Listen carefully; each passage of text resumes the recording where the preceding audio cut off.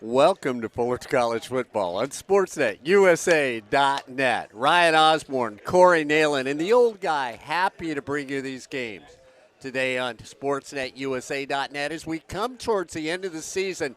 Saddleback visiting us at 12 noon. Riverside will be here next week at 12 noon. Like to end up on a winning side. No matter what happens, should be a bowl game at the end of the season for your Hornets.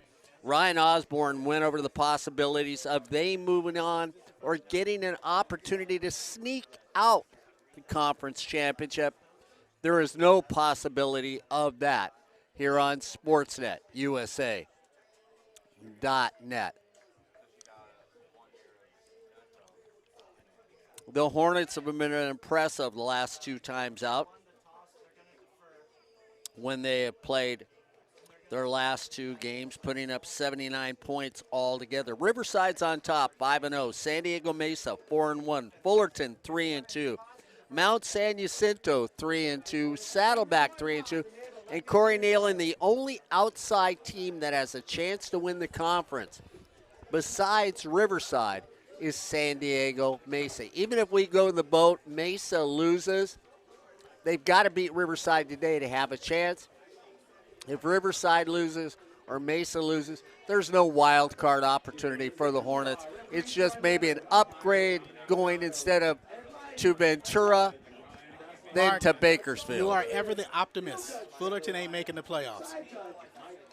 But a bowl game, a good bowl game, is in the realm of possibility, and the possibility, if they can win out these last two games, to host a bowl game. But the playoffs, well, they're improving. And this is going to be the real test for their offense. They've played well against lesser opponents. They've come alive against Palomar. They played well against Grossmont. But this game right here, the offense has improved after week 3, and we'll see the real test here against Saddleback, who put up 40 points against Riverside, who has explosiveness. But this right here is the best defense in the state, your Fullerton College Hornets. Well, we saw that Fullerton could put up 79 points. They've done that the last 2 weeks as Black is back from Dana Point High School. Standing next to him to receive Will Craven for Saddleback.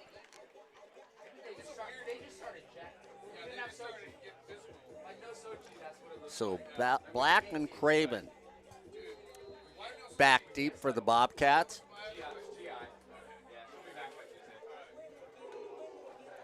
Bobcats volleyball team won again last night against Irvine Valley, so they're sitting on top of the heap in women's volleyball.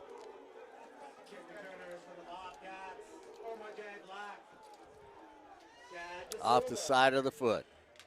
Coming up to get that, Black. He bobbles it at the 20, finds an opening on the outside, gets across the 30 for a first down. And that big offensive line unit for Saddleback. Center is going to be Ryan Carby. He's joined by Hunter Lynham, Davis Tice, Gabriel Alvarado, who is one of the team captains, and Paris Smith up front for the offensive line. Posta coming out to the near side of the field. Kukuk is going to be quarterback for the Bobcats. Darren Campbell, running back. First down and 10 at the 35. Hand it off to Campbell, who doesn't get anywhere on the first play. No, and as that Fullerton defense, you cannot run against them. That's Chiffon Boyd. This is the #1 ranked rushing defense in the state of California. Only giving up 42 yards per contest. Bendix and Craven on the far side of the field. Second down after a loss of 3 on the play. Posta still here on this side. Throw it out to the flat. Dropped right there by Black. Incomplete pass. 2 plays, -3 yards. Yeah, that's good starting out for Fullerton. Not good for Saddleback. Palomar jumped on Saddleback in their victory 20-14. If Fullerton can hold, this will be a good start, and let's see if that offense can keep rolling after the last 2 weeks. Craven and Black on the far side of the field. Empty backfield. Now we get a jump.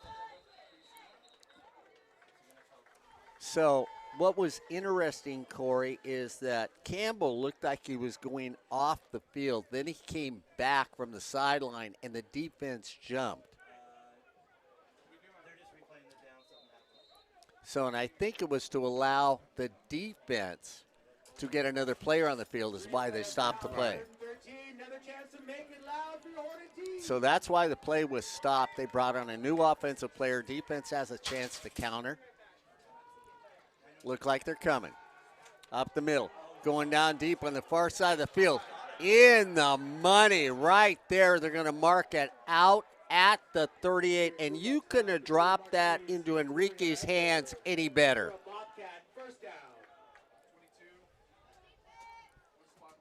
All the way down to the 39. First down and 10 for the Bobcats. Darren Campbell in the backfield now, along with Braden Bachler, big tight end that will act as an up back. First down and 10 for the Bobcats. And Posta, who just caught that pass, looking good on this side of the field. Lewis to the far side of the field. Craven in the slot next, and we're going to get a timeout on the field. So with 13:43 to go, we just started this first half. It's the Hornets 0, the Bobcats 0 here on Sportsnet, USA.net. So Kukuk did a nice job. It was perfectly thrown, well defended by Fred Adams. Only a perfect throw can make that play happen, and that's what they needed on a play of 26 yards. And that first down, just when Fullerton looked like they were going to close them out on a 3-and-out, Saddleback, who's also progressed during this season, makes that first down play. I think that even in that loss against Riverside last week, they feel confident coming in against Fullerton. Well, they played Riverside tough the entire game. Posta comes out to the near side of the field. Kukuk stays in at quarterback. Carrillo to the near side of the field. Kukuk takes it, looks for a block, gets across the 30 down to the 29. The young man can run and throw. He does have the tendency to turn the ball over. And Trey, second leading rusher on the team, very athletic at 6'1", 6 rushing touchdowns, 381 yards on the season, 394 after that run.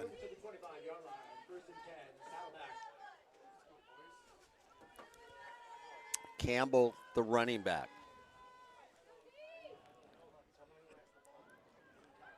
Handed off to Campbell, goes off a right tackle. Nice cut over the guard position and a good gain of about 6 to 7 on the run. Zone stretch on that. Chris Harvey, Stephon Boyd, Damian Burgueno, and Romeo Zuniga are the starters. Up front, Jeremy Naborn, Sean Malcolm, and the third leading tackler in the SCFA is Ethan Sharpton. Second down and 4. We're going to throw it out there. Coverage was there. Nick, ball comes out. Hornets pick it up. Fumble, turnover. And it was Mo Gamage who comes up, forces the fumble.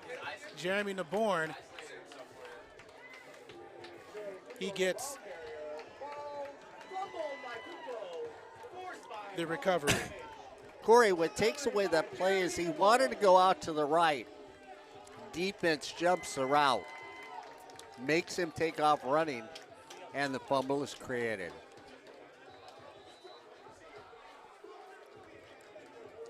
First down and 10 for the Hornets at the 20. Aiden Bravo goes out to the far side. Xavier Hicks goes with him. Schmidt at quarterback. Empty backfield. First and 10 for the Hornets at the 20.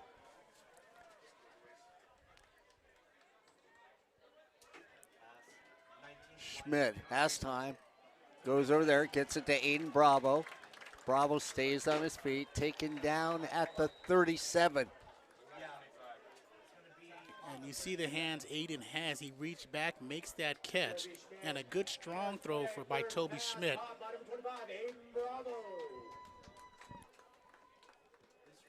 Bevenu and Bills to the near side of the field. Bravo and Hicks to the far side of the field. Quick little flip right there to Bills. Bills fights off a couple, gets up to the 40. At least that time he caught it. Bring up last week, had a wide open opportunity. And Corey, if you'd handed him a loaf of bread and mayonnaise, he could have made a meatless sandwich. 2nd down and 6 for your Hornets, right at the 40-yard line. The defense gets another turnover this year. Schmidt looks over the sideline. Fakes it there. Schmidt's got to throw it away, which he does. Incomplete pass.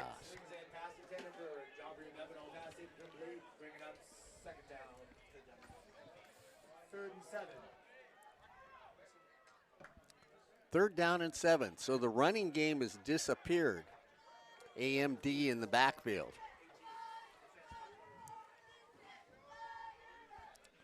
Andreas Duncombe. Schmidt has time, cross the middle, has Xavier Hicks, overshoots him, incomplete pass. Went right through his hands. Good throw by Schmidt. You like the possession. You like the confidence. But again, could not come up with that catch. And again, Corey, you see the offense starting out feeling that the passing game is a successful part of their offense. We up in the booth have said you've got to have that balance.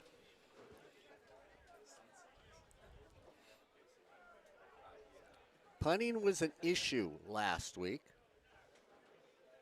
Couple punts that were only 10 yards. This one now a high spiral, signaled for a fair catch, taken right at the 26-yard line. So we've played a few minutes, 11:38 to go. It's the the Bobcats. The Bobcats 0, the Hornets 0 here on sports@usa.net. You think I'd get that from doing volleyball, soccer, basketball coming up. Rest of that defense for the Hornets. Gamage on the near side corner. Brian Merritt the far side. Perry Williams, the 4th player of the week a couple weeks ago. And Antoine Johnson, Jr., he'll be all conference this season. One of the best safeties in the state. Edgar to the near side of the field. Craven in the slot next to him. 1st down and 10 for the Bobcats. Looking to go over deep, over the middle. Incomplete. Just a little thing, and Corey, you saw a defensive back lining up to take somebody's head off instead of looking for the football. Not saying he could have undercut it, but. No, I don't think Antoine could have caught that one. Overthrown. Decent coverage, but again, would have had to been another perfect throw. And Des Palomalo now in on that left end spot. Black and Campbell in the backfield. Quarterback keeper, helmet comes off, gets a gain of about 3. So the player who lost his helmet has to leave the field. And that's going to be Sean Malcolm, and a flag is thrown because of that, because he participated in the stop. The defensive scout here for the Hornets. Make it loud. And that's what it is, Corey. And that's 15 yards. Unsportsmanlike conduct for the simple reason that the defensive player continued to play because his helmet was ripped off. And in that case, you're supposed to disengage yourself in any way or form. Moves it all the way up to the 43-yard line. 1st down and 10 for the Babcocks. The Bobcats. You know what? I'm just going to call them Saddleback.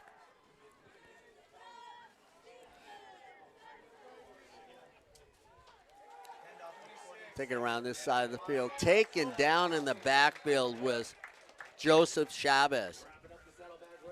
No.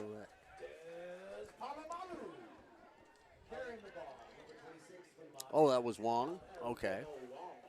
I saw a different number when he was running with it. And Des makes a tackle. The reigning defensive player of the week in the SCFA after a 4-sack outing against Grossmont.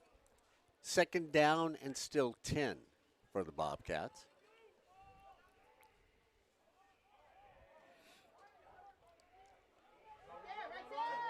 Little flea flicker down the middle of the field, all by himself on the money. Touchdown right there. And you know what? Dane Bendix was running by himself. And that's what you need to do. How do you stop an attacking defense? You make them slow down.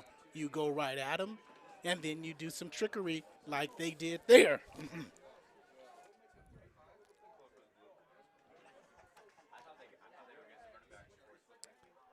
So Dean Bendix, who was nowhere to be found, at least not by the defense, scores the first touchdown of this game for the Bobcats.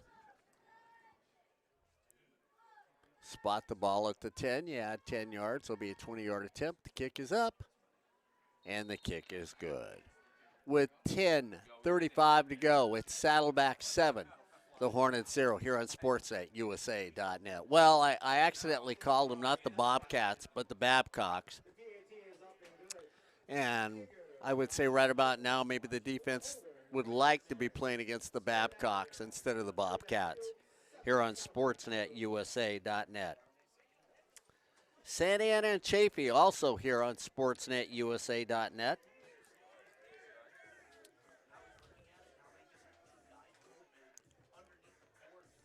Well, like I just said, you know, maybe the defense would have rather been playing against the Babcocks instead of the Bobcats. And, you know, look at the guy sitting there to the right of you, Corey Neyland. They were playing the Bobcats, Mark. The Bobcats, the Babcocks, they weren't playing the Bobcats.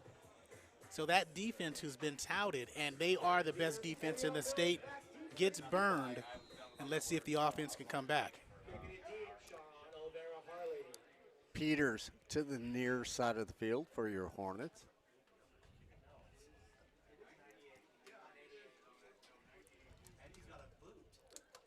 Big leg all the way out of the end zone.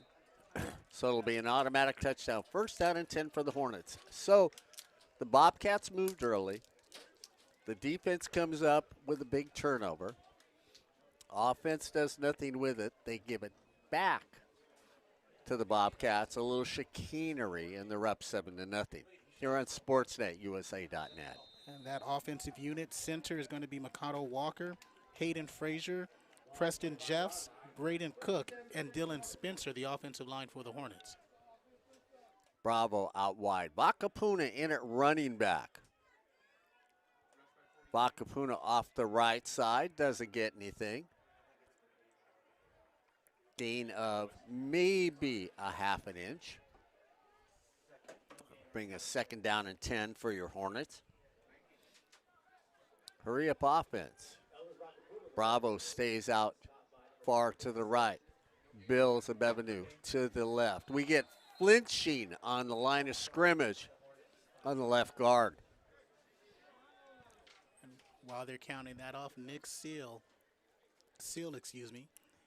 in the ball game for the Bobcats. Ryan Bethke up front, along with Jackson Irwin and Brennan Acosta. They are joined by Enrique Amposta, the team's leading tackler. Joseph Malfavon, also in the ball game. We'll get the rest after this snap. Bevenue and Bills to the near side of the field. Bravo to the far side. Vakapuna this time comes off the right side. Gets back to the original line of scrimmage. It's going to bring up a third down and 10. Well, this early story looks like the early part of the season right now. We'll see if the team can come out because we do know the Bobcats can put up points. Schmidt goes with an empty backfield. Big third down and 10. They should be coming. They come up. Clear run to Toby. Flings it up. Off on the right side. Flag on the play. Down all the way down to the 47. Refusing to go down. And Miles Brown, who came across the field, picks it up, takes it across midfield, but this should be coming back.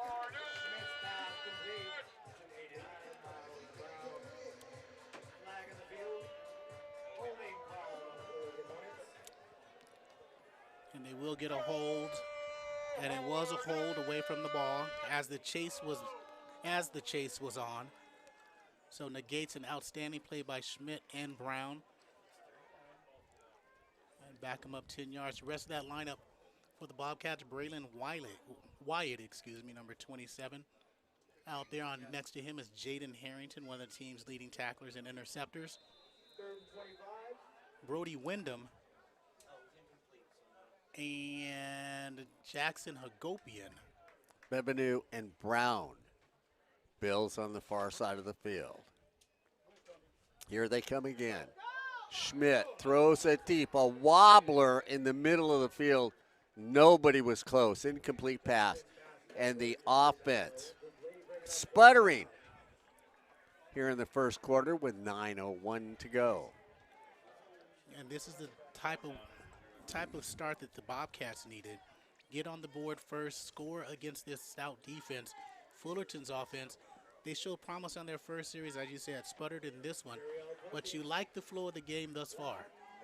Wong back deep. He's going to stand at the 49. Paul is plucked.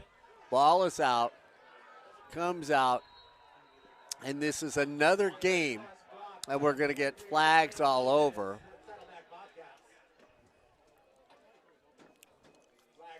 Touched. Third block. Yeah, in the third block punt of the season against the Hornets. And Corey, we talked about the punting woes from last week.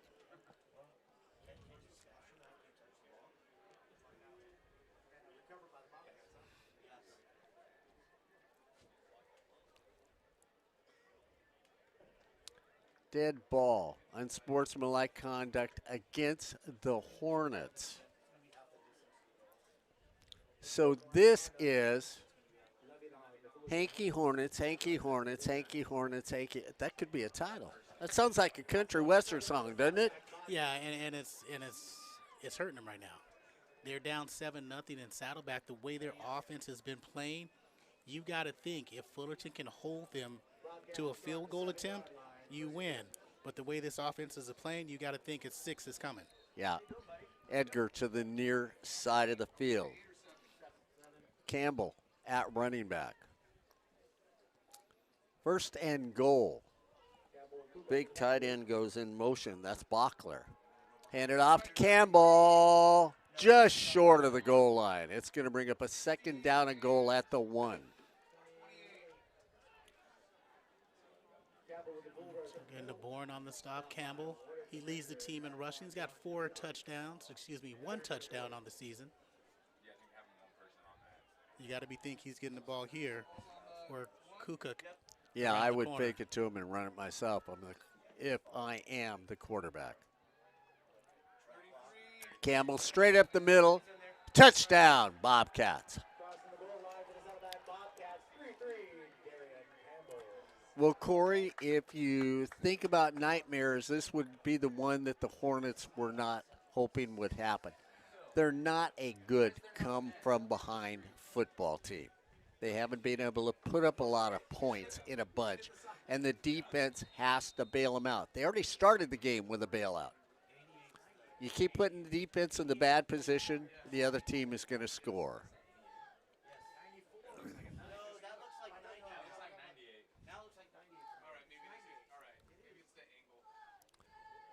Kick is up, and the kick is good. The kick is in the street. So Sean Harley from San Juan Capistrano, St. Margaritas, ends up kicking the extra point as everybody in the booth was trying to figure out who was kicking it. Some people thought maybe Santa Claus because of all the stores are selling everything. But another gift is handed out here today by the Hornets. And Mark, it's the Bobcats 14, the Hornets 0. You know who was out there trying to shag the kick? A neighbor? No. The sports guy over at Saddleback. That guy named Brett. Was he? Yeah. Brett probably stole the football if that's who went and shagged it. You know why? He wants Ed Ford not autograph it when we come back to school next week. So is it not sports information, that's Brad. Is communications? He's sports communications officer.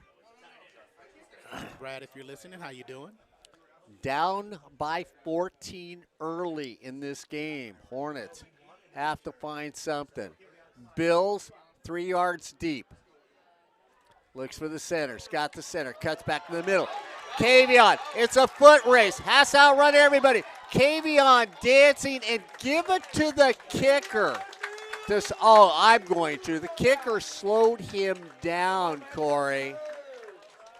He slowed him down. Kicker made a nice stop, but Kavion needs to run through that because he kept kind of zig and zag. He runs through that and keeps flying. He might have been caught at the end because of the zig and zagging, but that's what you need. Kavion comes up big for the Hornets. Let's see if their offense can capitalize. So,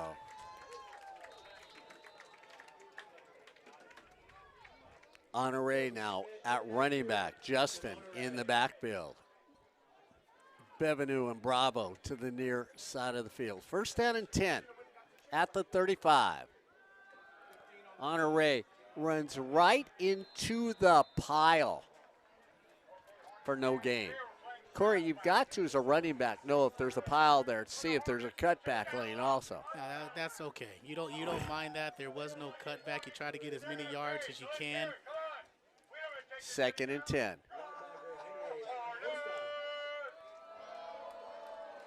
Look over the sideline. Bevenu, Bravo, Bills, near side of the field. Second down and 10. Honore at running back.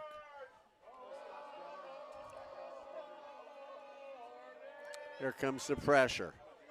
Schmidt throws it on Bevenu. Bevenu runs over the defensive back. And there's sometimes you like to make a statement to the rest of your team. That's what Bevenu did. Yeah, and he makes a great catch. 4 catches, 89 yards last week against Grossmont. He's coming into his own as a receiver. Hicks goes to the far side of the field. Bevenu stays here. Honore straight up the middle. Chugs his way. Refuses to go down. It's going to be a gain of 5 on the play with 6:57 to go here in the first quarter. It's the Bobcats 14, the Hornets 0 here on SportsNetUSA.net. Schmidt stayed in the pocket well and delivered a very good pass on target. Fullerton averages 277 yards per game, 141 on the ground, 135 through the air, putting up 33 points per game. Second down and a long 6 for the Hornets. Right across the 10-yard line. Honore on the right side. They keep him chugging across the 5. It's going to bring up a third down and 2. Okay, and I'm going to put you in this position quickly. Let's say you don't make a first down here. Are you still going for it? You need 7. Okay. You need 6, and then an extra point for 7. So you need that 6 against the defense who's giving up 333 yards per game. Third down and 2. Vakapuna the up back. Honore the deep back. Stays on his feet. Spins. It'll be first down and goal with Vakapuna being the lead back. And that's what you like. You've seen when they've been in there together all season long, they've had positive results. The Bobcats give up 118 yards on the ground and give up 27 points per game. So was there a flag, Corey, that I didn't see? No, helmet came off. Okay.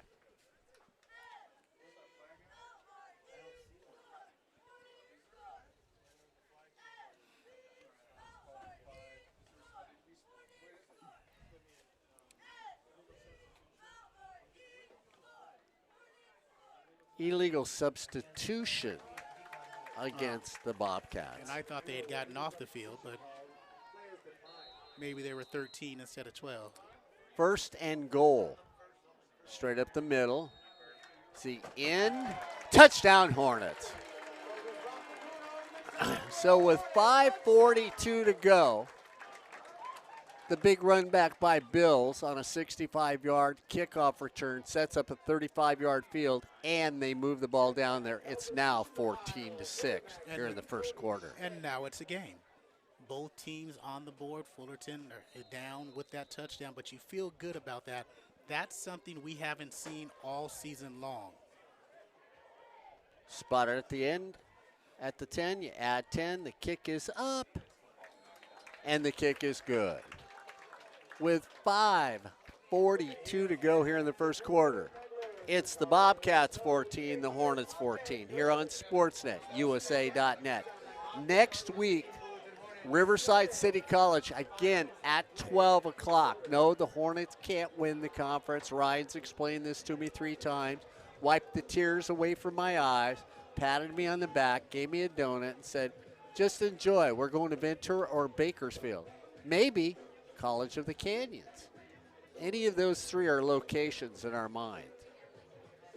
Or Long Beach. Or Long Beach. That would be fun, going to Veterans Stadium. Plus It's a long climb. Plus, it's close. I don't need to rent a car. But anyway, this is what you like to see. The offense for You Fullerton guys walking? has progressed, and they're looking really good, again, against lesser opponents, but against Saddleback, that counter was significant. It shows that growth over the season that they've had. Black back deep. Will Craven, who also is back deep, has a touchdown return. Craven says to Black, you've got it. He drops up, ball comes out of his hands. They come down. He goes down, and they smother him at the 5-yard line. Justin Honore, Razan Parker, and that's huge for the Hornets. And let's see if they can capitalize. This is the best scoring defense in the state. 6 touchdowns defensively, and I can't add, and Ryan in the second quarter is going to help me add, and 3 special teams touchdowns. Well, that's 9 touchdowns. Yeah, but I think I miscounted somewhere, so I'm not quite sure if they're special teams. So in other words, what you're telling me is it takes 2 people from Cal State Fullerton to add to 9? No, 3 people. Oh, okay. Got to divide by 3. Okay. Kukuk comes back in at quarterback. In the slot is Edgar. He was open that first time around. Kukuk throws out in the flat, tries to get the pass. Basically, just nothing more than an extended, like you always say, a long run because you have the blocker out there with you. Yeah, Justin Jones and Williams on the tackle. Yeah, that's just a long pitch play.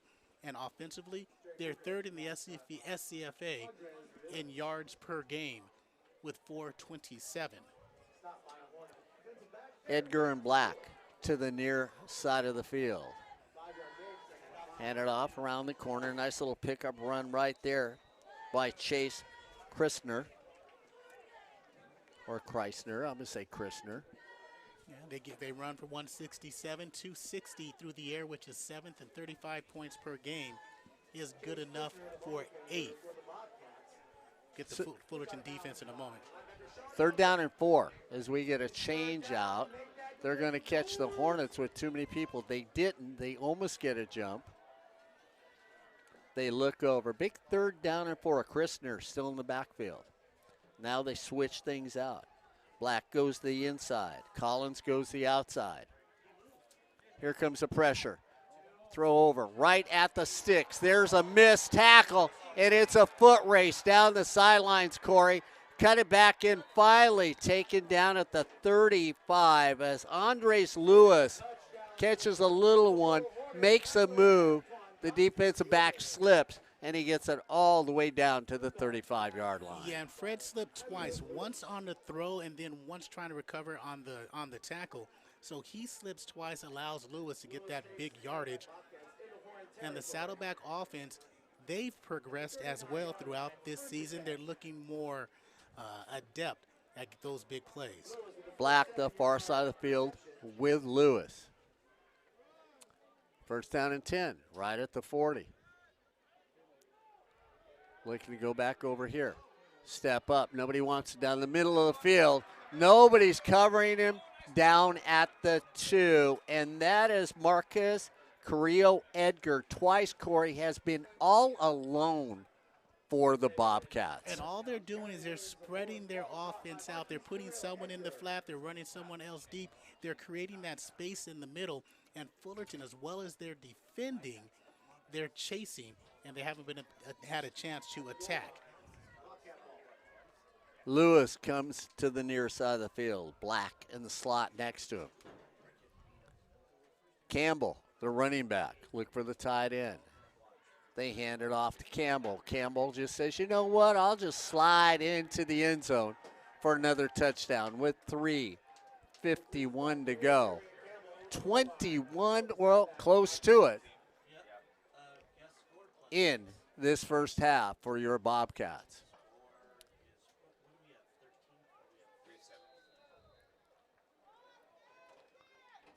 So they put up over 40 against Riverside. They've already put up 21 here. In 5 quarters, they have put up 61 points. Kick is up. The kick is good. And it's out in the street again. Neighbors are going to start complaining soon. Call Scott Giles. The neighbors are going to complain about trash in the street because of our new stadium.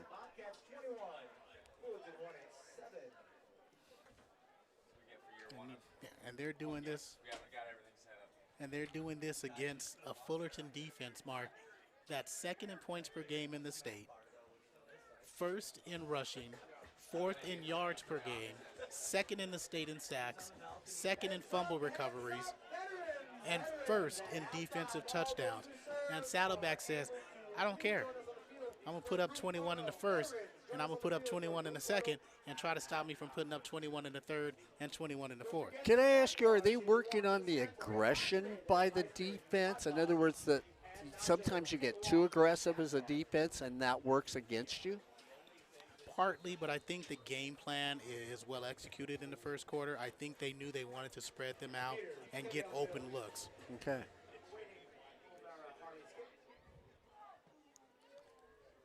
Deep kick into the end zone, and it's going to go out.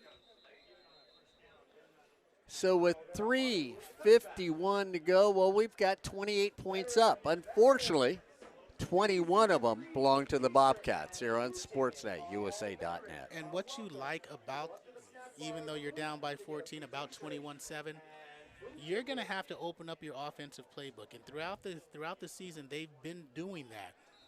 And so now let's see if they open up fully, because they have to. Bevenue to the near side of the field. They come after Schmidt. He's got times to throw. Goes to Bevenue. Bevenue says, hey, I couldn't get to the ball. And, the referee looked at him and said, dude, that's on you. I'm not bailing you out. Schmidt not close on the pass. Bravo goes to the far side of the field. Vakapuna in at running back. Bevenue stays to the near side of the field. Second down and 10 at the 25. Headed off to Vakapuna. Up the middle. He is swallowed up by 3 defenders.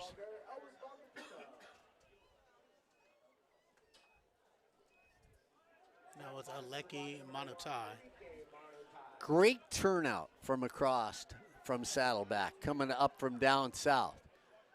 They look like they're going to come on the corners. Schmidt knows the pressure's going to be coming. He's got to see his player quickly. Vakapuna's got to pick somebody up. If they do, we're going to get a flag, illegal procedure against the Hornets. And again, that's tough because they were coming for Fullerton. You got to watch Kavion Bills in the middle. Since there's not a tight end in there, the slot's going to be that out to come through the middle. Jared Peters as well. He'd probably want to do a stop while Bravo goes deep. So it's now going to bring up third down and 13 for the Hornets right at the 22. Vakapuna goes from right to left.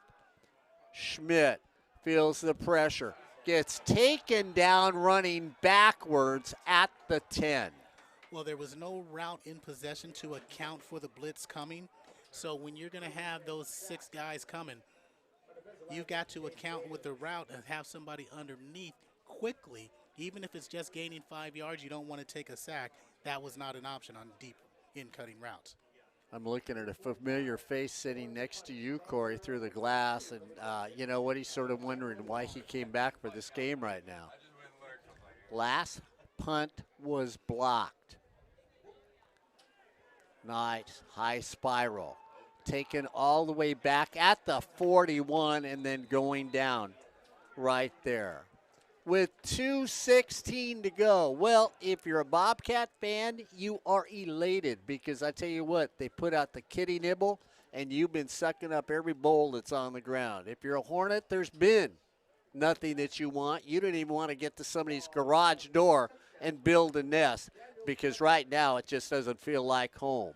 As the Bobcats are up 21-7 over Fullerton College with 2:16 to go.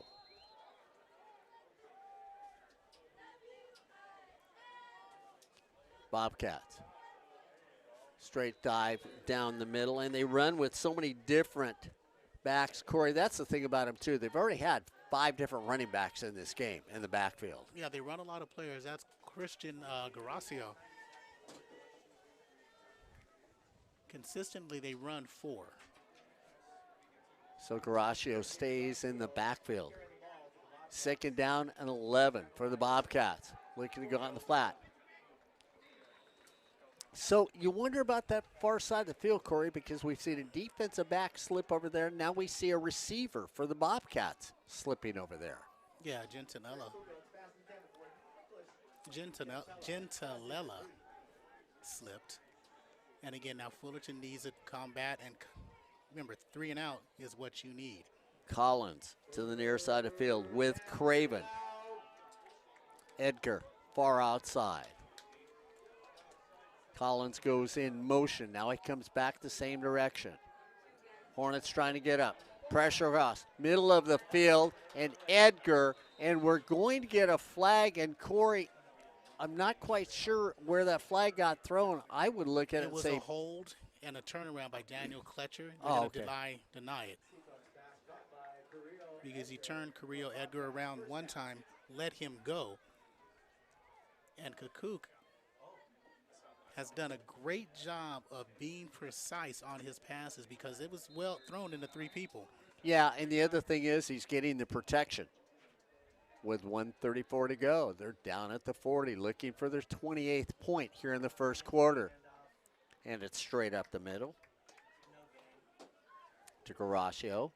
Gets back to the original line of scrimmage. It'll bring up a 2nd down and 10 at the 40. And when you look at the field goal kicker, I got the feeling he can make one from 60 for the Bobcats. His long in the season is 47. 1:11 to go here in the first quarter. 21-7. Bobcats are on the move again. They come off with a blitz. The blitz gets picked up. And Corey, this is the thing. The Hornets just came with a blitz. The blitz was picked up. Therefore, you have people that are free on the backside. First down for the Bobcats. And I think it was just better offense. Sometimes better offense beats good defense. And that counter, good route, good precise route on the outside. Go 10, stop, turn around. First down and 10. The 26. Straight up, Garasio. Right off a right tackle, gets a gain of 5. 31 seconds to go here in the first quarter. It's the Bobcats 21, the Hornets 7 on SportsNetUSA.net. And it looks like the Bobcats will let this quarter wind down. And as we see this quarter wind down, well, it has been all the people from down south feeling good. As Saddleback is up by 14. It's Saddleback 21, Fullerton 7 here on SportsNetUSA.net.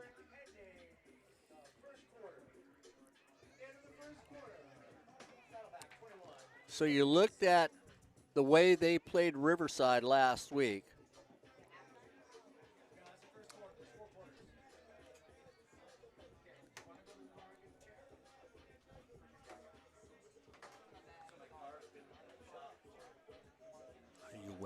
Are you wet?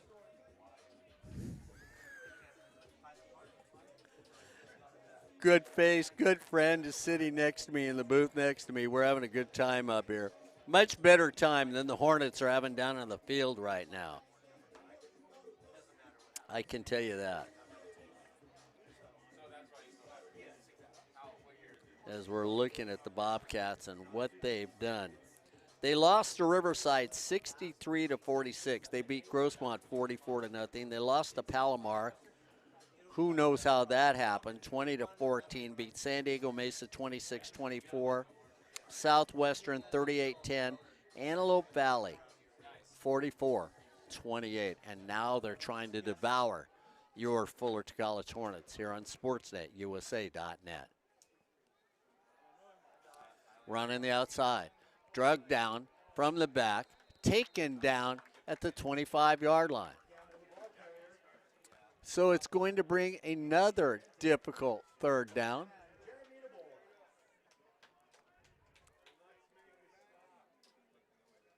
Dean Bendix to the far side of the field.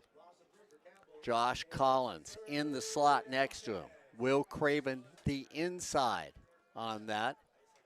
Carrillo Edgar to the near side of the field. Third down and 10 for the Bobcats. Kukuk has had a good first quarter. Going over the flat, Edgar Carrillo at the 20, so it's going to bring up a fourth down. Let's see if the Bobcats go for it or kick a field goal. Looks like the field goal unit is coming onto the field.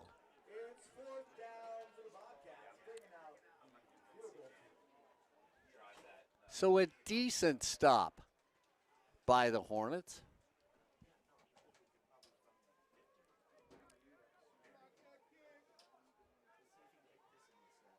Sean Harley, Oliveira Harley comes in. They will spot the ball at the 27. You add 10, it's a 37-yard attempt.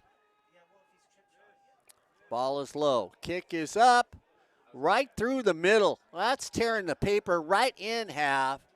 Corey Neyland says there was holding on the outside, never called. So Corey said there was an evident holding on that kick, and the referee just let it go. So it's now 24-7 here on SportsNetUSA.net. And we get ready to start the second quarter of play here on SportsNetUSA.net. Ryan Osborn, how's the temperature out there? Okay. In a word, hot. The sun, you know what, Mark? I mean, temperature-wise itself, it's not that bad. It's actually quite cool. But the sun is kind of beating down just a shade. I'm looking at the athletic trainers and hearing them talk to the athletes a lot more about hydration, making sure that they have water in them as they're going out onto the field. But as you and I have talked to this athletic training staff in the past, Mark, their hydration schedules start days in advance. So that way these athletes are prepared for Saturdays. So it's as hot as Saddleback, but with a cool breeze like Fullerton. Correct. There we go. 3 yards deep in the end zone. They decide to bring it out. Try to turn the corner. It's a foot race again down the sideline. All the way out to the 40 on a nice run, Corey Neyland. All the way back by Jared Peters. Strong run. Yeah. Needed run. You know, the gentleman sitting to my right was looking for, he said, where's the number one guy in the booth? And I told him you were out for a second. He signaled me with the traditional number one. Toby Schmidt comes out. Aiden Bravo goes to the far side of the field. Bevenu to the near side of the field. Bills in the slot. Honore, the running back. First down and 10 at the 37 for the Hornets. Throw it over and overshoot a tight end that, well, might have been open. Jordan Gateway had it just out of his hands. Yeah, so Gatewood did not do a good job. Poor Gatewood. throw. After line of scrimmage, you need something progressing down the field. Second down and 10. Honore looks over the sideline. Second down and 10. Honore stays on his feet, gets up to the 45. There's a flag, and it's on the back side. They're going to call holding against the Hornets.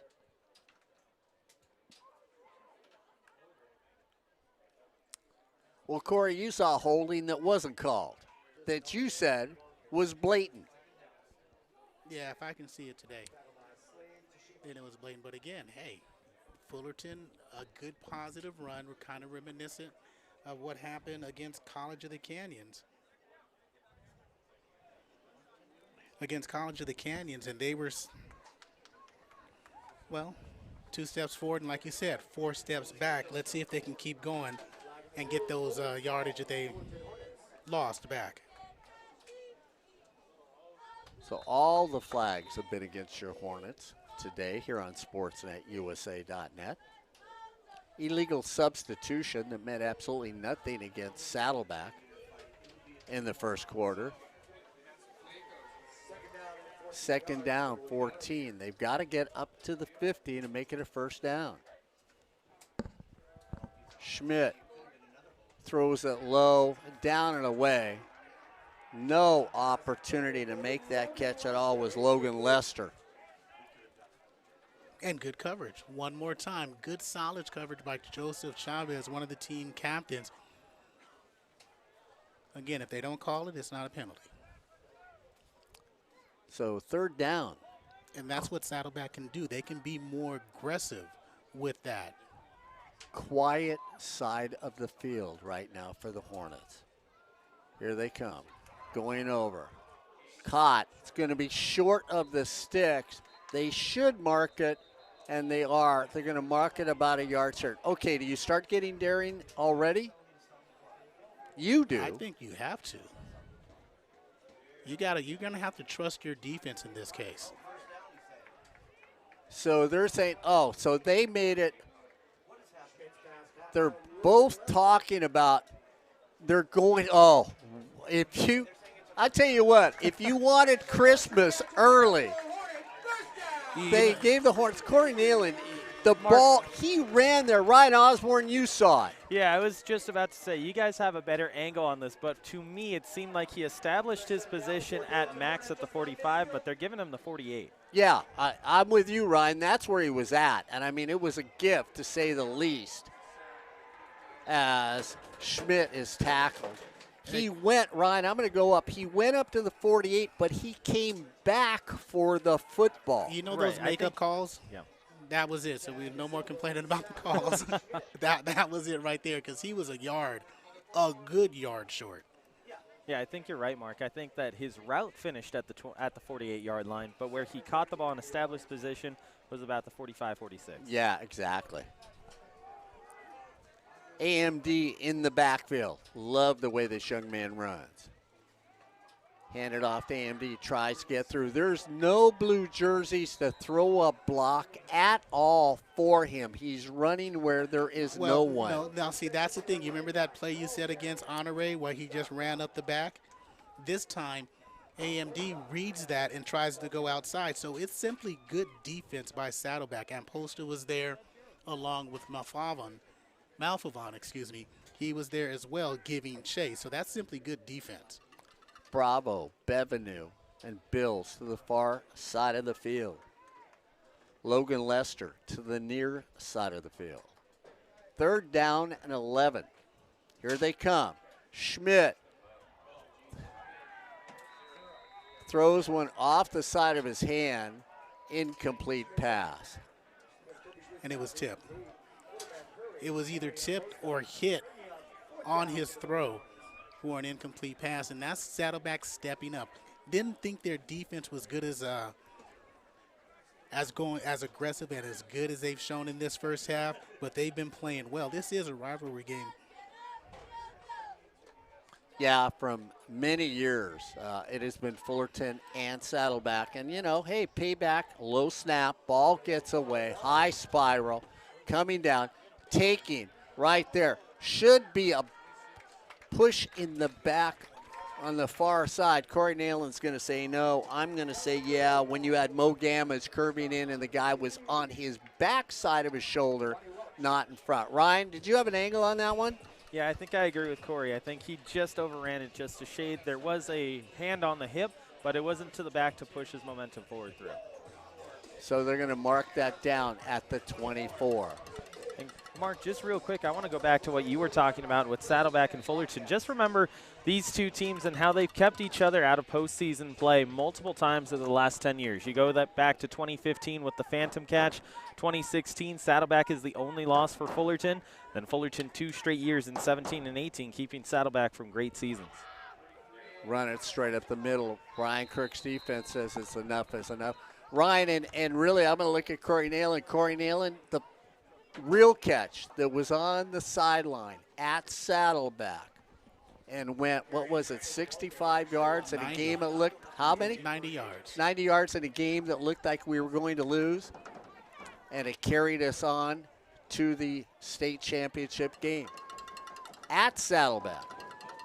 We get a flag against Saddleback on that. And Ryan, you go back, you mentioned the 2016 team. That's the last time Saddleback beat Fullerton in that 30-27 win.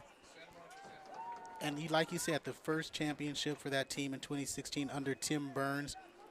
Overall, Fullerton holds the lead 20-17 in the all-time series.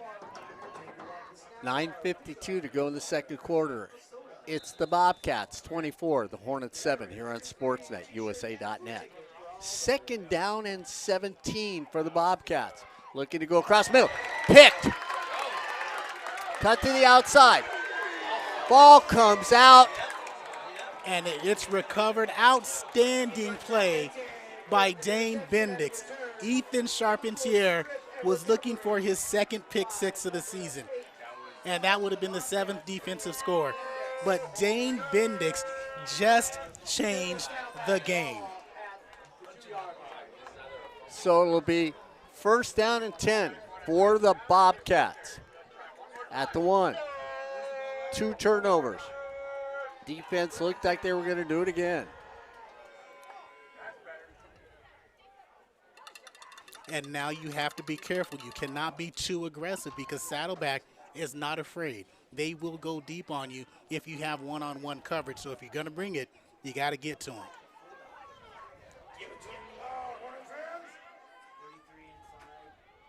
Up the middle.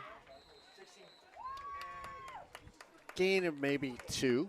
It's going to bring up a second down and 8 right at the 5. And it's tough for a defensive guy like Ethan because he's going to be first team all conference. He's third in the state, or excuse me. Yeah, third in the state in the SCFA in tackles, seventh in the state, third in SCFA, excuse me. Watch out for Pickey, the tight end on this side of the field.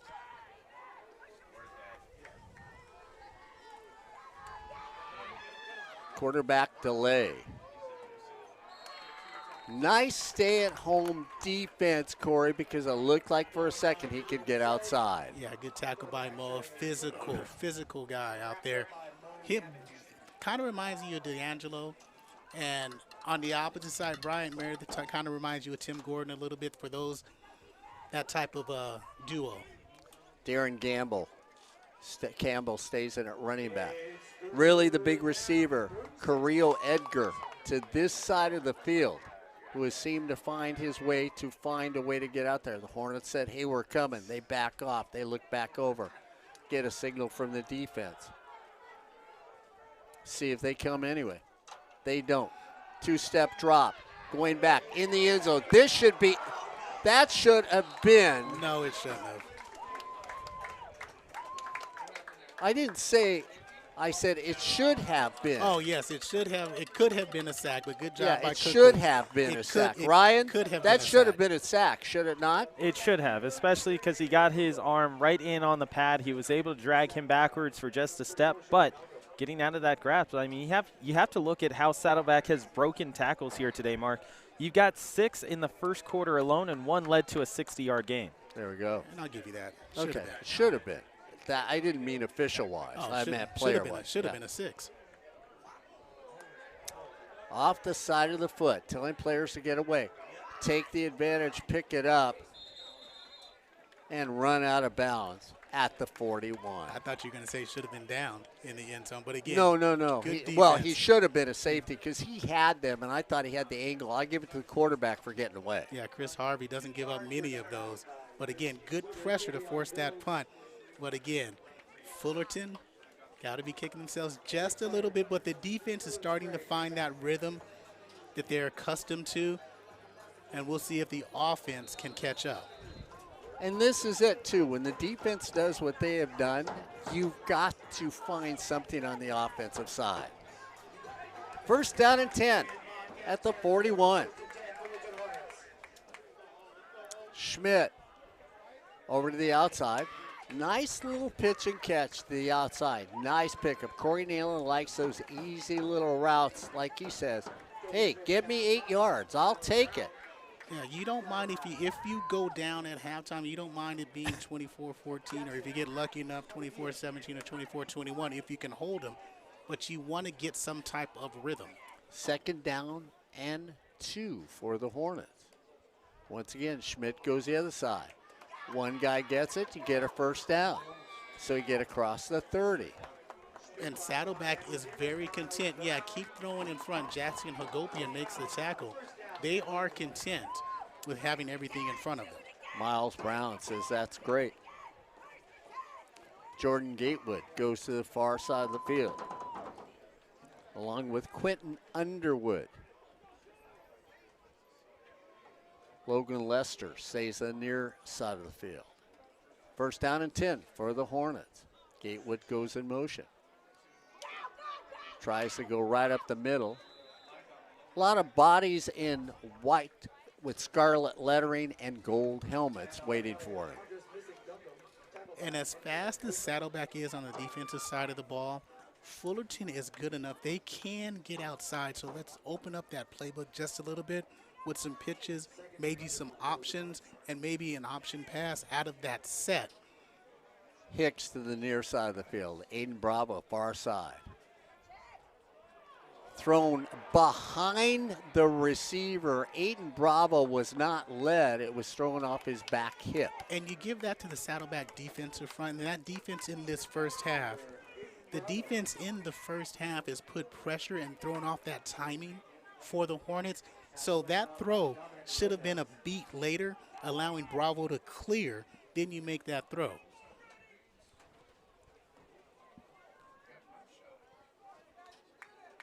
Third down and 10 for the Hornets. See if they can get 10 yards or a little closer to see if they can do something with it. Here comes the pressure. Schmidt has got it there. Nice thing. Hicks brings it down. First down. So Xavier Hicks out of La Mirada High School pulls that one in and moves the chains. And that was better because it allowed him to clear on the deep end for that first. AMD still in at running back. They come up, high snap, flips it out to AMD, takes it, steps out of bounds, but yet not a bad little play, Corey. That's one of the things you're trying to do is get Andreas out there on his own, one-on-one against a defensive back. Come back with that play. But again, run it on the opposite side where you have 3 receivers and clear that side out and make it a wheel.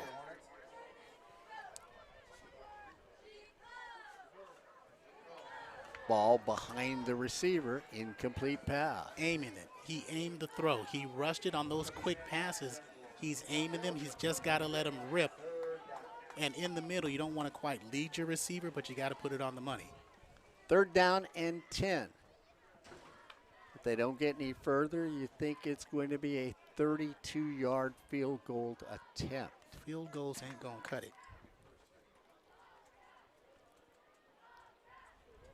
Big third down play for the Hornets. They're coming. They need to get a pickup. They got to throw it now. He's got the ball, comes out, and it's a turnover for the Hornets. And they're getting to Toby with 4 defensive linemen on the rush. So they're not even bringing the backers. They're not bringing extra manpower. They're getting there with 4. And Toby's got to realize if they're bringing 4 and they're already there when I've got my back and set my foot, I've just got to take off and get some positive yardage until that changes. You got to make that change. The Hornets retain it. It is a field goal attempt of 40 yards. Kick is up, and the kick is good. With 4:29 to go in a very slow-moving second quarter, it's the Bobcats 24, the Hornets 10, here on Sportsnet, USA.net. And you can't get too dejected about this drive because they put points on the board. They got 3 points out of it, and they're down by 2 touchdowns. So you can't be that dejected. Hey, Mr. Positivity out there in the heat, can you get that dejected? I see a man that is good friends of ours sitting here right at the end. I've gotten this 3 times from him during the game. Means he's having fun watching this game because you look at this crowd, Mark. I mean, you mentioned it before the game and also during which Saddleback with a great turnout on the other side. Fullerton's crowd is very nice here on the near side, all inside the shade.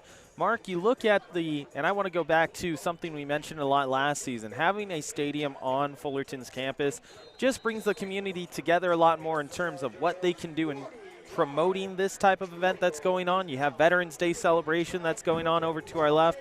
They're going to be honored at the half. And yes, while Fullerton's offense has sputtered, the near side directly in front of me crowd has continued to stay in it with chants and kind of pumping themselves up for a little bit more in the second half. Deep kick, so I'll go as a touchback as Black just watches it go out. And Corey, here's where you talk about the defense finding a little magic. If they could, big if. Well, they found some magic. They gave Yeah. it back. You know, I mean, for a guy who's a Harry Potter lover, you know, magic is magic. It isn't hopes and dreams. They didn't say hopes and dreams. They gave that magic back a little bit. They put on a counter spell. When they intercepted the pass, the counter spell was knock it out for a fumble. Let's get the ball back. Okay. Corey's next book is coming out in 2 months. Kukuk at quarterback comes back out. First down and 10. Hands it off in the backfield, taken down for a loss. Ball comes out. See, when I talk about magic, we talk my magic, not your magic. Don't make me pot you down. Don't make me pot you down. And Paul Boyce. Ryan Osborn, you heard what I said. Paul Boyce with the fumble recovery. And the Romeo Zuniga was there. So Mark Pavlovich magic worked as well. And if they score a touchdown, that'll be a positive. Put some extra cherries on top of that magic.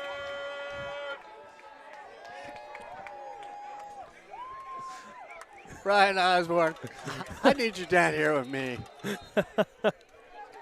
You know what? I would like to be over there too. Less sun. Hey, we can switch at halftime if you like, Ryan. No, it's all good. No. I'm having fun with the Hornet fans out here. We need to watch the game going, Corey, in the second half. Can't have a camera just pointing at the Hornets in the end zone. I will say, yes, it is hot, but like I mentioned, with the fans getting into it, they're directly around me, having conversations with me while I'm on the air. They're having conversations with each other. Scott Giles is joining each of the people around here. If I'm not mistaken, I believe Gerald Hewlett is here as well. So you were talking about that. Find him. Let's get him on the air if he's here.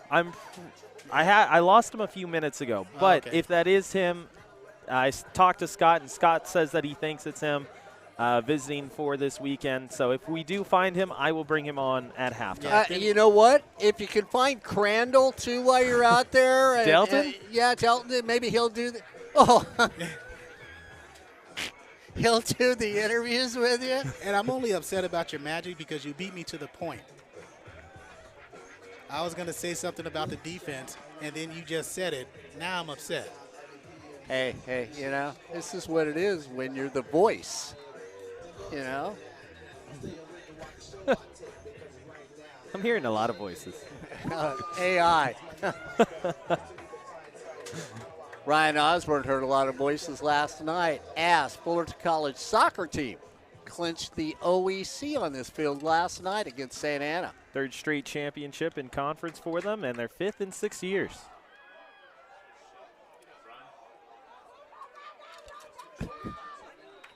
And that's what you like to see from Toby. You like to see him run when he doesn't have it or a bad snap. Good, positive possession. And the attitude, like you said, Ryan, the attitude now is picking up on this Fullerton side. Saddleback If they can stay on their heels, Fullerton, you got to get 6. Gain of 7 on the play. Bakapuna in the backfield. 2nd down and 3. Straight dive play by Bakapuna. Doing what Ryan Osborn says he loves to do, Ryan. That one was for you, baby. Find the guy, create the contact. That's exactly what he told us a few weeks back. He said as soon as he gets through a hole, he finds the first person. Rather than trying to get those extra fancy 2-3 yards, he finds the next person, goes right into them so that way he can get that contact and move it forward. Honor Ray comes in, and I don't know, I thought I would have kept Bakapuna out there or maybe gone with an I formation with Bakapuna as the up back, Honor Ray the deep back, and just pounded it.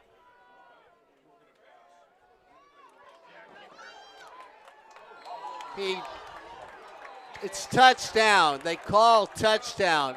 They call touchdown, so it's in.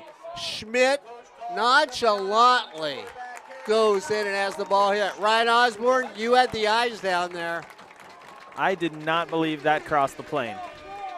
I thought that ball was in the shoulder, just in between the 1 yard line and the goal line. I thought that ball came out first. They're going to convene and say that it is in fact a touchdown. So both sideline judges said that that came across. Well, I tell you what, the booth is having a good time next to me. Honestly, I thought he had it out, and that's why it got. Yeah, well, that's what Ryan said. It didn't get across. Kick is up, but the kick is good. With 3:05 to go, though, they did what they had to do, and they got that turnover by the defense. Corey, that's number 3 in this game for the defense. And honestly, I thought he put it across the goal line. You did, right? I thought he had it because he put it out so far, but it was close. I mean, it was. You don't want to do that again. And Saddleback, they did a nice job. They had it. They've been playing well. So all that, we cannot no longer talk about the officials or say anything about some home cooking or whatever. It's all equal. So it looked like might be a rout.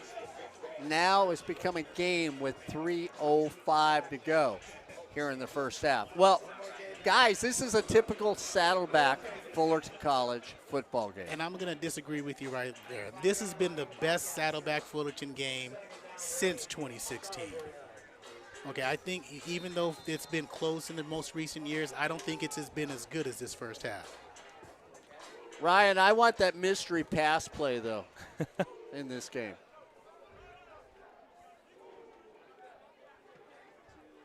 High, floater. Black takes it at the 3. Looks to go up the right side. Cuts the corner. Has people out in front of him.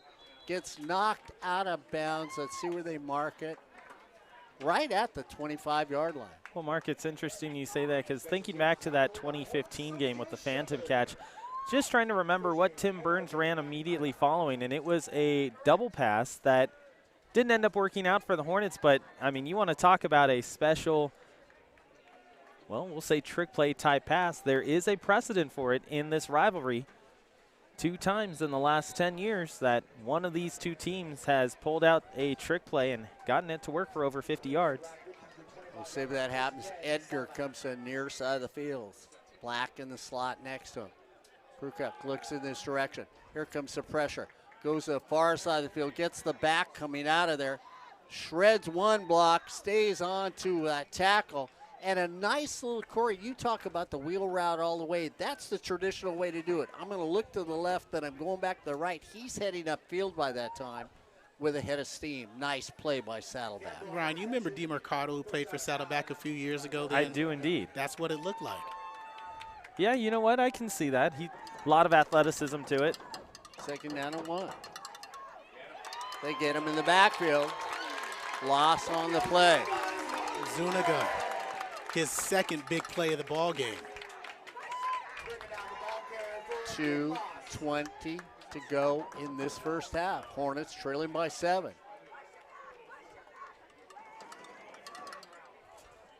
3rd down and a long 6. Edgar comes here in the slot. Next to him is Black. Campbell, the running back. And so we go to the 2-minute timeout here on SportsNetUSA.net. The Hornets looked like, well, maybe it was a runaway, but found a little magic on the field. It's the Bobcats, 24, the Hornets 17, here on SportsNetUSA.net.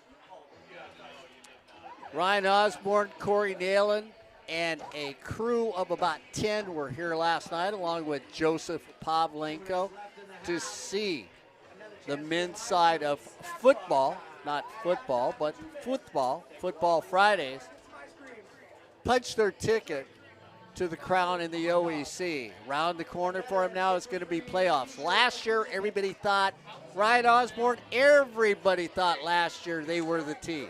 Yeah, they thought last year was special, and it was. I mean, it was the best record in Fullerton College's program history, and they had the 2nd best OEC run. Now, if you're asking yourself, okay, well, what was the best OEC run?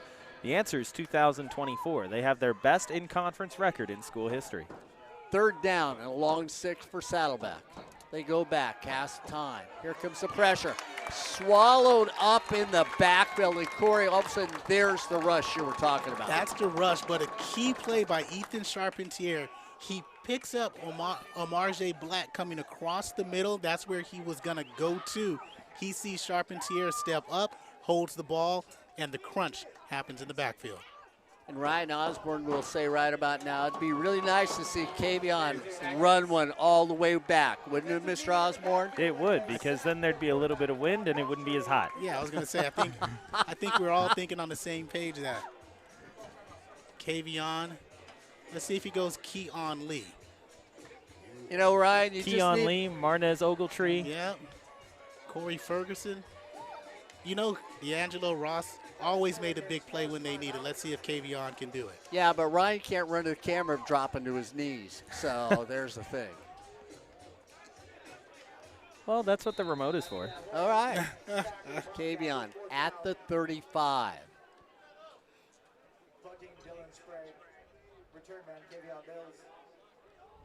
Here comes the pressure, up the middle, off the side of the foot. Kavion says, hey, it went out right at the 50.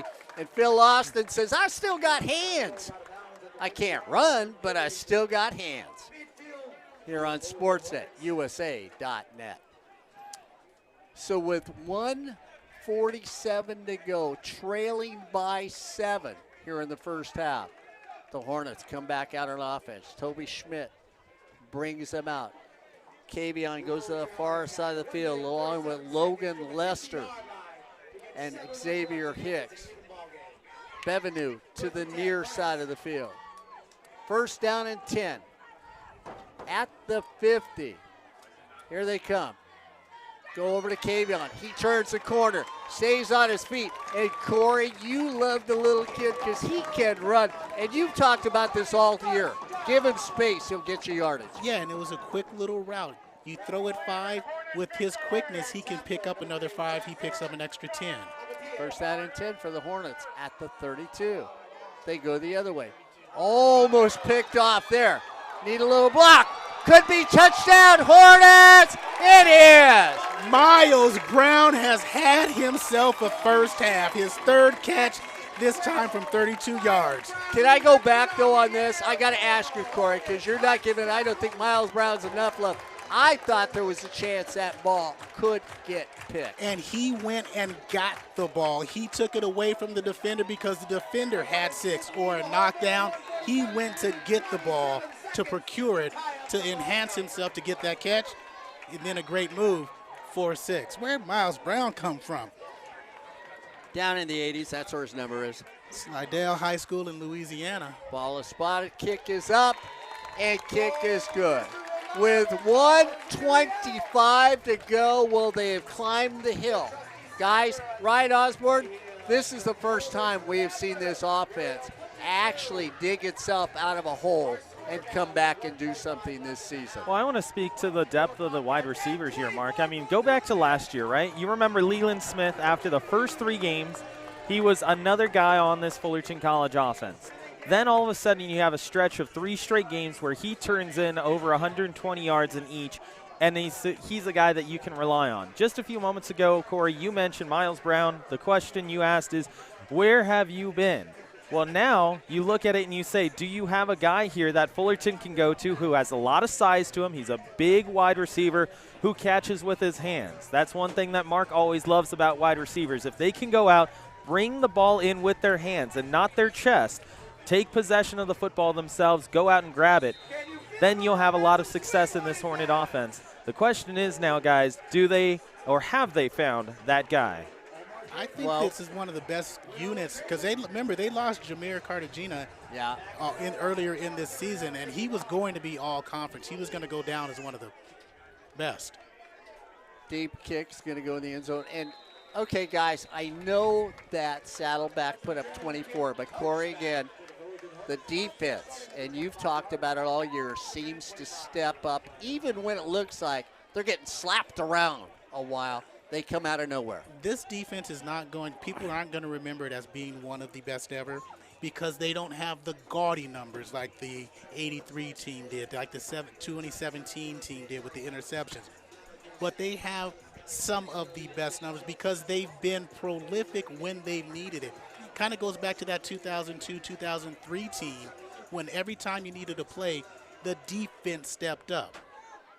They've done it so far today. Goes across the middle of the field. Leveled. Could get a flag for taunting when you step over a player after you hit. Did the flag come out? Flag came out from the side judge. And I think the flag is going to be taunting. Ryan, did it look like a clean hit? It was a clean hit. It definitely was a clean hit. It's all going to be after the play. So it's like you mentioned. Taunting. But here's the thing. Brian Crooks is asking, the side judge threw it from the 50. Why didn't the white hat, why didn't the field judge, why didn't the head linesman, why didn't the umpire throw it? Well, I think Brian is going to come over and say, well, and that's what he's asking. He wants an explanation. And that's what it is. It's taunting is what they called for unsportsmanlike conduct. You step over a player like that, you can't step over a player and talk to him. That's the thing. I saw this rule defined the other night. As soon as you step over a player and look down and talk to him, they'll throw the flag for taunting. I think you and I were watching the Penn State game, if I remember correctly. Yes, we were. First down and 10 at the 42. Skipped. Wait a minute. Why wasn't that a catch? Well, it was a catch in 2015. There we go. Okay. Or was that 2016? And here's the development here, Mark. Different quarterback coming in for Saddleback for that last play. Nicky Johnson is in. On the other side, their initial quarterback is on the sideline right next to a trainer. Oh, okay. Well, let's hope Trey is okay. So we get hands to the face, so that's going to move the Bobcats back. And Nicky Johnson, 35 of 67, 452 yards, 6 touchdowns, 2 interceptions. And you got to be careful with the out patterns against this defense on a new quarterback. Morro Bay is where Nicky's from. That's a great-looking place in Northern California. Throw over here on this side. Another big hit right at the 30. And I tell you, Black is getting beat up. And it's incomplete. Far side judge. Yeah, Bryant Meredith comes through. He's one of the most, Ryan, who was the most physical cornerback you can remember? Physical cornerback, you know what? I think the one that immediately comes to mind is D'Angelo, but not in the traditional sense of making sure that you body someone up, but his hands were always in someone else's chest when they tried to break into their route. So he didn't allow them to get into the route that they wanted to. Ball is dropped on the ground. And then the play works as it bounced right back up into the hands of Darren Campbell, and then everybody relaxed, and Campbell gets a big game. Ryan, who was the defensive back, Ryan and Corey, whose dad was a trainer about 5 years ago. Oh. Xavion Steele. Yeah, Xavion Steele. You know He what? was another one. Troy LaFridge would be there too. Yeah, he was another one because that was a pretty nasty defensive group. They were cocky, but they were nasty. 3rd down. They give it to Campbell again. It's going to bring up a 4th down, and Brian Crook says, let's call a timeout with 28 seconds to go. He wants to give Kavion an opportunity. As well he should. He already has 1 punt return for 58 yards. He's shown the shiftiness that he exudes on the field in this game itself. So if he can get a lane and 1 block, anything can happen. Well, I'm going to give a little love to Saddleback before we hit halftime here. We know the Saddleback women in soccer right now are 1st place. They beat the #1 team in the nation from Cypress College a few weeks ago. You know what? I was going to have you save that till halftime. Oh, well, Ryan Osborn's coming on at halftime. Oh, Ryan's going to come on at halftime and do another interview with the women's basketball coach? Yeah, he's going to come. Yeah. Women's basketball coach doing an interview at halftime, right? A little interview before the game with Ryan Osborn to talk about your team and how you started off. There we go. There we go, Ryan. Like You'll be here. Okay, so I guess you can talk about Saddleback now. All right. And Ryan, it's inside. He doesn't want to go to a court and shoot hoops, so you're okay. That's fine. You know what? I tried shooting hoops the other day at an arena that I went to. I chose the right profession. There you go. Clerk. Crew. They come with a big rush. Off the side of the foot. Kavion says stay away from it. Takes a bounce against the Hornets. A far flag here. And Corey, if you know, most quarterbacks could throw a ball as far as he just threw it with a yellow hanky. And guys, I'm missing a couple corners as well that was physical. We've got one on the coaching staff, Conrad White. Oh, yeah, he was. Conroy Black. Yeah, oh, yeah. And I forgot his Stephen Randolph. Oh, I remember Stephen, too. Holding against Saddleback. So,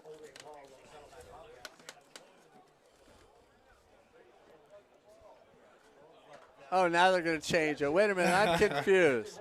Is it the team in the dark uniform or the team in the light uniform? So stick around with us here at halftime. Ron Osborne's going to come out and talk about what's going on, but I brought up, and I will talk about Saddleback later. Their women are in first place. They will make it to the playoffs, along with Cypress College here on sportsnetusa.net. We've been doing games for both those teams this year. Volleyball last night, another team. Saddleback women. And we've done Cypress women, Corey. You and I have. They lost a tough one last night, being up 2-0 against Orange Coast and loses the match 3-2. They will make the playoffs as far as you're concerned.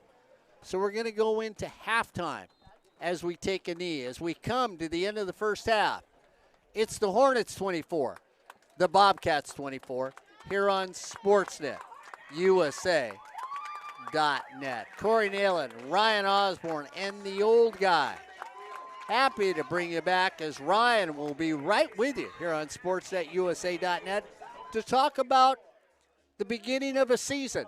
Women's basketball, as right now OEC ranked #1 as the preseason favorite here on SportsNetUSA.net. So the men have come back against the men of Saddleback. As Ryan's back here.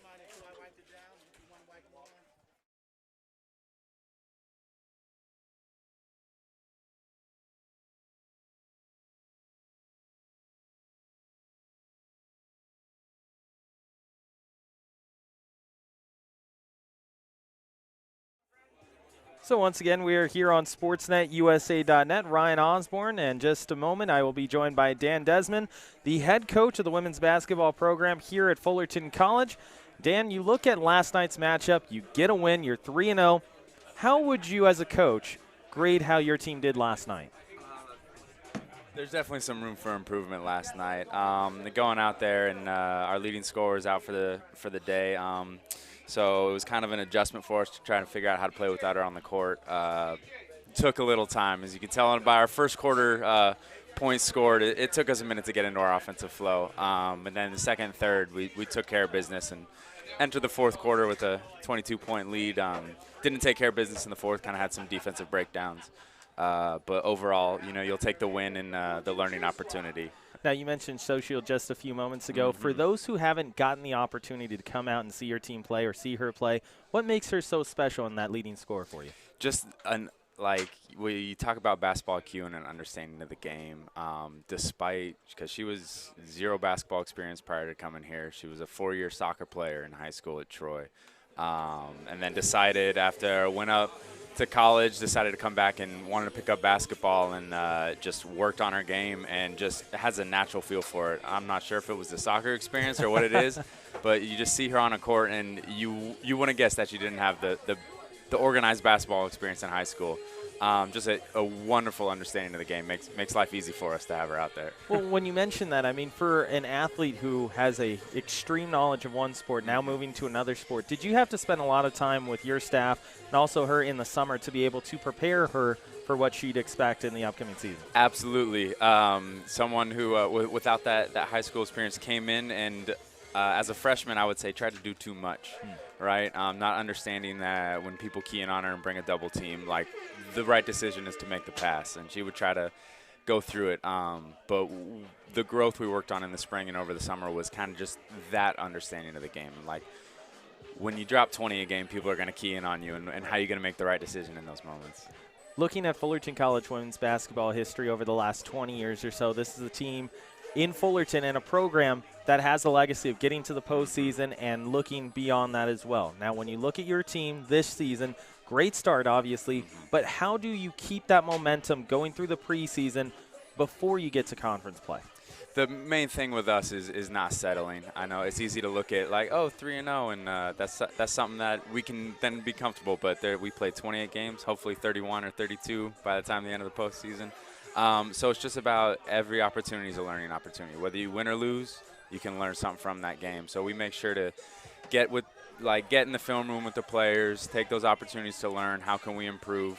And all this pre-conference play is just 14 games of learning so that we can be ready in the OEC, which year after year is one of the best conferences in the state. So we're preparing for it. As a head coach, do you ever look at teams you're about to play, like let's say in El Camino last night, and see if they have common opponents that you're going to face later on in the season, see how they stacked up? Absolutely. So if you take a look at our first game in the season, we played Chaffee. Chaffee, by design, is playing a lot of OEC teams in the preseason. So that's a team that, fortunately, we have some experience against and be able to know how they play and watch some film on them as they play IVC and OCC and see what it's going to look like, because it's nice to see how other teams handle their situation. So, yeah, we watch a lot of film. Now, when you look at your own experience going from Northern California to Southern California, I got to ask, why the switch from one side of the state to the other? We had that a lot in high school. People from my area, they either stayed or we went far, far away. My older brother went down to Cal State San Marcos. I knew I wanted to come down to Southern California. I ended up at Cal State Fullerton, met my now wife there, played ultimate Frisbee for 4 years for Cal State Fullerton's team, along with a little bit of semi-professional ultimate Frisbee, and then just settled in. I got 2 boys now, started working for Marcia Foster at Fullerton College, fell in love with the area, and now I'm here. Hey, you know what? And we're glad to have you here because, we've interacted a few times over the last few years that you have been here under her program and then now also as the head of this program. When you look at how you want your legacy here at Fullerton, it's very early in your legacy, but you're building it. And as you continue building it, what would you like your legacy to be known for 20, 30 years down the road? One of the wonderful things about Fullerton College is its women's basketball legacy.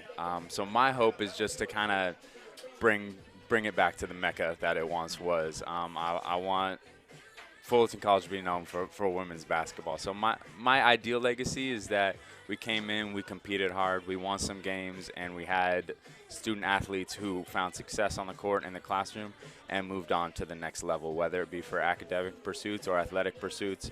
I want everyone who comes to this program finish with their AA, move on to the 4-year, and continue their education, and hopefully their playing career. You mentioned moving on. One thing that's fascinating to me is listening to head coaches when other coaches call them about their players, because you as a head coach, you know exactly where your strengths are for each player, where that weakness is. How do you approach, or once you get approached by another coach, how do you kind of look at them and say, hey, this is their strengths and this is exactly how they're going to help you, but what you would like to work on with them in the upcoming future is this? It's easy. When a coach reached out, we've had a couple coaches reach out to a few of our players early in the season. The most important thing is to be honest. We got one player, if she struggles in the classroom, I'm going to say she struggles in the classroom. If she struggles offensively with the three-point range, I'm going to be honest, because the last thing you want to do is lie to a coach, because the last thing I want a high school coach is to lie to me about a player and be like, oh, you know, she's going to be automatic from three, and she comes in and can't hit anything. Like, being honest in that situation is important. But then, yeah, just letting them know this is what we've been working on, right? This may be a fit for your system. It may not be a fit for your system, right? Not every coach is right for every player. So it's important to just be transparent about what they are and who they are as a player and what their character is like. Fortunately, it's a wonderful group we got, so I can speak highly to all of their characters, which is important to me as part of a program. They get along. It's a good character, and that's kind of what I talk to other coaches about. Last week at halftime, we talked to a member of the Grossmont women's basketball team, and we asked her what it was like coming from a smaller town with a very big attendance for high school games. But now I flip it over to Fullerton. There's a lot of women's basketball in the Southern California area. A lot of these student athletes are coming from places with bigger programs. But do you find that there is a difference with student athletes who come from a smaller high school versus a bigger high school, and in terms of their experience playing at the next level? Not so much determined by the size of the high school. I would say more the success of their high school program, or the I'm not sure the best way to put it. I would say the culture of their high school program specifically. It's you can tell when someone comes in and they have an understanding of the work that it takes to be successful, for someone who comes in and needs to be taught that work ethic. So it's not necessarily size-based. I would say it's more competitiveness-based, because it doesn't matter. Like, Rosary is a tiny high school, but they are a very good basketball high school. Right. As opposed to you go down the road like Fullerton across the street, pretty big high school. All right, still got some work in their women's basketball. They're getting better. Coach has been there for 3 years now. He's getting better, but a little bit of work to do. Gotcha. Now, when you look at the OEC, as you're getting set, I know there's a long way to go until you get to conference play. You got a little over a month and a half at this point. But is there a program in the OEC that you have circled on the calendar thinking, okay, this is the team that we look forward to playing to set up the rest of our conference schedule? Absolutely. There's a team in the OEC that everyone has circled on their calendar, and that would be the back-to-back defending champs, Orange Coast. I'm excited to go against them. We have a lot of common opponents in the preseason by design. We're trying to play some of the best teams that we can. Because unfortunately, one of the best teams that exists in the state is in our conference. So yeah, we got OCC going in, trying to get prepared for them, and then every single Fullerton College program has Cypress ready. They're right down the street, 20 minutes away. Fortunately, I know their coaches are good people. But that doesn't mean I don't want to go in and take care of business. So, yeah, the OEC, known for being one of the best conferences. 2 of those schools are a big reason why. So we're just going in and trying to compete for a conference championship, take care of business day by day. Last night we had Santa Ana and Fullerton men's soccer here that we broadcasted here for Fullerton College Sports, Hornet Radio as well. And we know from a broadcaster's perspective the historic rivalry between Fullerton and Santa Ana. We know that a lot more student athletes, as they're coming to Fullerton College, to Santa Ana's, to Cypress, as the years go along, they're not understanding quite what that rivalry meant until they get those first couple games into it. Are you noticing that as well with student athletes, where they may not know what a Fullerton-Cypress rivalry is up until that first couple games they play against each other? Absolutely. It's you hope that the sophomores can talk to the freshmen about what it's like, but you really don't understand until you go into Cypress's gym, and on the bleachers is all of their athletic programs yelling at you. Right. You see their baseball team or softball team or whoever it is just going at it, and then it's like, oh, okay, this is what it's like to play in this environment. So yeah, it's definitely a learning moment for them, and you hope that they rise to the occasion. Well, thank you very much. Yeah. We appreciate you Of joining course. us here at the half, and we look Absolutely. forward to Tuesday night. Yeah, looking forward to it. We got Santa Monica coming in. Please come on out. Sounds good. For anyone who is watching online, you can tune in right here where Fullerton College women's basketball is going to take on Santa Monica. That will be broadcast right here on this YouTube channel. So Sounds we look forward wonderful. to it on Tuesday. Yeah. Thank you, looking Dan. good. We Thank appreciate you. Appreciate your time. So here at the half, Fullerton College and the Bobcats, 24-24 tie. That is our score, as both Fullerton and the Bobcats both have had their moments. They have had their opportunities to get on the board, and plain and simple, the early going and the first quarter was controlled, dominated, and taken by Saddleback and the Bobcats offense. They were getting down the field almost at will. They had a few broken tackles that led to a big-time touchdown drive in that first quarter. They went up 24-7 at one point. Fullerton College, thanks to their defense, was able to get themselves back into it. You think of those last 3 drives by Saddleback. Each of them ended in a turnover or a punt that led to great field position for Fullerton College. Fullerton with 3 takeaways to this point. One of them they did give up right back to him with Ethan Charpentier, who ends up giving the football back. But nonetheless, if you're Fullerton College, you're very happy with that second quarter. It's a tale of 2 halves, 2 quarters, 2 sides. Doesn't matter. Fullerton College has tied it up at 24-all going into the second half. And again, it's like Mark was talking about towards the end of the first half, or excuse me, the end of the first quarter. It was all Saddleback, and plain and simple, Saddleback was marching up the field at will. But then the call from the sideline for the Fullerton College defense was truly, and if you were here at Fullerton, and as myself, being out near the camera, and out near the camera well, near the fans, and also the sideline, to say that the call from the sideline for Fullerton College and the coaching staff was, everyone needs to wake up here, plain and simple. Get awake. That was the statement from Brian Crooks, from Conrad, and also a couple of the other guys on that defensive coaching side.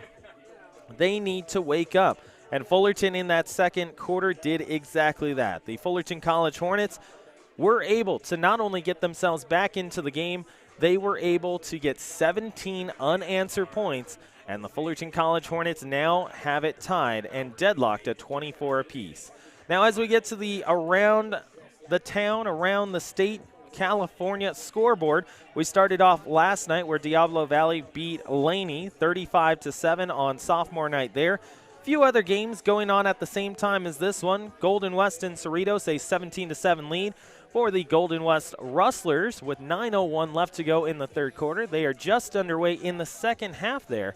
As you move around Southern California, Glendale and Pasadena City, it is Pasadena City with a 6-0 lead. They've got a couple of field goals in the third quarter, and only 5 minutes and 50 seconds left in the third frame. It is Pasadena City over top of Glendale by a score of 6-0. Now, Siskiyou ends up getting a win over Yuba, as Yuba ends up forfeiting that one. That took place earlier today, and Siskiyou would technically get the win and the record. It's 1-0. That's the final on the forfeit. Bakersfield and Canyons, they are coming out of the half just like Fullerton College and Saddleback in just a few moments. Bakersfield 17, Canyons 14. That's a big one because with the loss, Canyons would be eliminated from winning their conference. They'd be 2 losses out, needing to be at least 1 within striking distance. Bakersfield setting themselves up quite nicely if they are able to hang on there, because they would have a tiebreaker against a couple of teams in the top half of their division. Mount San Jacinto 21, Grossmont 3. That's the score at Grossmont. So Grossmont hosts a couple straight games at home, Fullerton College and Mount San Jacinto, and both teams have had a little bit of success against the Griffins.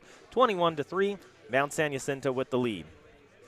A score that everyone is watching, not only in California, but around the country, is Riverside and San Diego Mesa. Now, here's the situation with Riverside. If Riverside wins today, they will win the conference outright. It will effectively eliminate both San Diego Mesa, Saddleback, and technically Fullerton College. And I'll explain what I mean in just a couple of moments. But Riverside with the win would be a game up on Saddleback and San Diego Mesa. with the tiebreakers on both teams since Riverside beat Saddleback last week, and they would be beating San Diego Mesa in this situation that we're going over. So next week it wouldn't matter what Saddleback or San Diego Mesa did in terms of wins. Riverside would have the tiebreaker on head-to-head on both of them. So if Riverside wins today and beats San Diego Mesa, they win the conference championship, and they are the first team to get an automatic bid into the state playoff. Now, San Diego Mesa can really throw a wrench into everything because San Diego Mesa and Riverside City College, well, if San Diego Mesa wins, that would mean that San Diego Mesa would own the tiebreaker over Saddleback, and they would have the head-to-head over Riverside, which means that if San Diego Mesa wins today and they win next week, San Diego Mesa would be the conference champion and get the automatic bid into the state playoff. Lots to go around as Fullerton College can also make a name for themselves. However, they cannot win their conference, so that is a finality, a period to it, as Fullerton does not have the tiebreaker against San Diego Mesa, and they are a to-be-determined on tiebreaker against Riverside. So since Fullerton lost to San Diego Mesa in that Thursday night matchup 3 weeks ago, Fullerton does not have the tiebreaker against San Diego Mesa.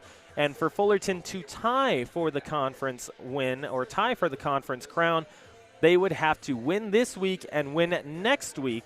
That would give them tiebreakers over Riverside and Saddleback, but they would lose their tie-breaking matchup over San Diego Mesa. So Fullerton cannot win the conference. They can tie in record, but they would still lose the conference title to San Diego Mesa in that scenario.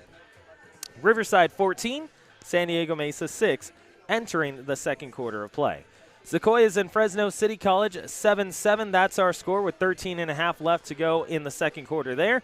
And just underway, San Francisco and Foothill. San Francisco getting throttled last week and not able to stay inside the top 10 as San Francisco drops from their top 5 ground that they had each of the last 3 years. So that's going to wrap up our out-of-town scoreboard coming out of the half as Fullerton College gets set to take on Saddleback once again. Fullerton College and Saddleback a 24-all score as Fullerton gets 17 straight points and ends up getting themselves right back in it. I'm going to welcome back the voice of Fullerton College football here in just a couple of moments. That is Mark Pavlovich. Mark, as you take a look at Fullerton College and how they were able to do here in this first half of play, I'm going to get out of the way. I'm going to take my hot dog with me, and I'm going to bring you back onto the air as Fullerton College gets set for the second half of play. You know, I was just going to say what a great young man you were for bringing me a hot dog. I want to know where my chili was, but now I can only do so much, okay? You know, I guess so. Now that you're taking, you know what? You can have the bun. I'll take the dog. How's that? You know what? That might work. I will take a little bit of the gluten out. I'll deflate a little bit, get ready for the second half, get my fitness on, and then I will run the camera. Just want you to know I'm trying to help you because you eat that hot dog and that bun, it's going to get hotter out there. Let me put it this way. They don't say walking the camera. They say running the camera. You know what? It's nice, though, as you said it to me before I let you go. There is shade over there now. There is a little bit of shade. There is a little bit. You just get in the corner and just only shoot. Pull a Corey Neyland. Only shoot from the 10 in. Well, that's why I said you can have the bun. I'm going to slim on down a little bit and scoot into that shade and stay right in that sliver. Before I let Ryan go, though, I'm very serious about this, and I know I'll take lip from Ed Ford later. But if you have not watched a Friday night football game with Joe and Ryan, you will have so much fun listening to soccer called in a different way. I know Corey hates for us to put a disclaimer. I don't call it a disclaimer. I think we call it, in a fan's point of view, like people sitting in the grandstands because we all sit there and talk about so many things. It's the peanut gallery. Booth. Yeah, that's what we call it. It's the Hornet Radio Peanut Gallery, but we are also broadcasting a soccer game. You have the opportunity. We have a lot of fun conversations about the game of soccer, the game of football, as many people know it. We have some conversations about food, but not as much as we do here on Fullerton College football matchups. But nonetheless, we have a lot of fun with it because what we feel is that the game of soccer has a lot more to talk about than just what's on the field. And what we get parroted to us by Greg Aviles, the head coach of Fullerton College soccer, is that his thought is it's all about the community of Fullerton. Yes, there is a game going on, but the emphasis is the community of Fullerton. If you can talk about the community or things that are relevant to the community, then it's all included in the same event. Well, I'm going to give you the last 2 minutes to go eat your hot dog. You got me on the right camera in case Corey didn't come back, so we're all set. Ryan just went out the door without his hot dog, so he dangerously left me with the thought of hot dog, chili, Diet Coke, those whole wonderful things that I love to have. And when you're talking about loving things, you've got to love this football game here on Sportsnet, USA.net. As it looked like the Bobcats were going to run away with it, Corey Neyland's going, wait a minute, there's a hot dog waiting for me? That's Ryan. So that's Ryan's hot dog. Oh, okay. Well, I thought you guys took care of me. Nobody brought me a hot dog. No, thank you. But it's just the kindness, you know. That's okay. You love the defense. I love the offense. What can we say? It's been a fun first half. I talked to Jerry Padilla down there. Jerry and I talked. He was telling me that Perry Webster's team won again. So Perry's got his team going. Ryan had a great conversation about the women's team and where they're going this year here on SportsNetUSA.net. So make sure you look and check out the homepage here at Fullerton College. Come on out and see a community college game. Before I let it get away, Veterans Day's on Monday. Make sure you take time out to talk to those individuals who chose to join the service for the principle of taking care of this country, either because they were just bright, entertained individuals that said, hey, I need a home, or to the ones that really wanted to go and defend from a physical point of view. Corey, you and I know the Jernigan brothers. Both of them were in the military for years. The one is still there. Let's see, he was in the Army and Navy. And Navy. And he was an officer in both, right? Right, and he was an officer, moved up in the Army. Okay. Started out in the Navy. So Dale was in the Navy. So both of the Jernigan brothers, we want to thank you to the memory of my dad and all of his buddies in the striking 9th during World War II, B Division, 3rd Regiment for the United States Marine Corps. I want to thank him for my buddy Chuck Limpsis, who has since passed away. Thank you, Chucky. I know someplace you're hearing my voice. To Greg Krause, who's right down in the booth with us. Greg served. So all of them, we want to thank everyone here on Sportsnet, USA.net. Both teams had 24 yards. The rushing, well, it's amazing. 23 attempts, 19 yards for Saddleback. The Hornets, 16 attempts, 17 yards. Not much there. Passing, 16 of 11 for the Bobcats, 224 yards. The Hornets sitting at 500, 10 of 20 for 133 yards. So we're back for the second half of football. Little squibbler right up the middle. Somebody's got to pick it up. They do. They go down and cover it. Smart play by the Hornets. So the Hornets, who came back from a huge deficit here on SportsNetUSA.net, all knotted up.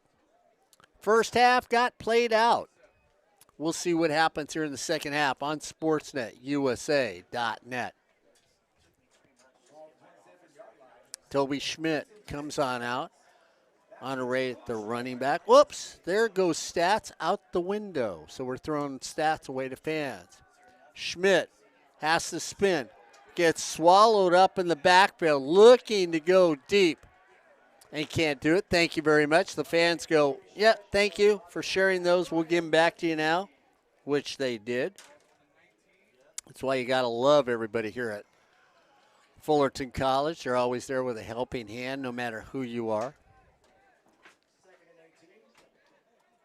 AMD in the backfield.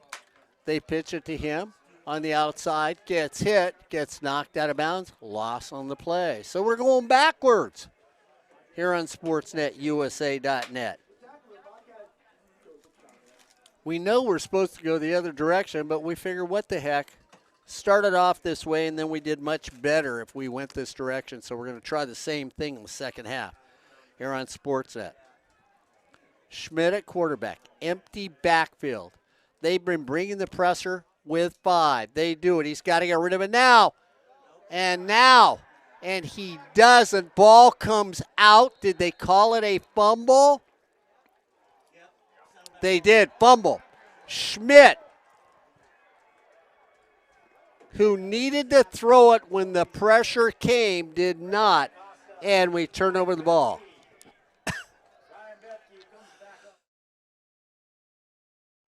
Saddleback ball. Bobcat ball at the 8-yard line.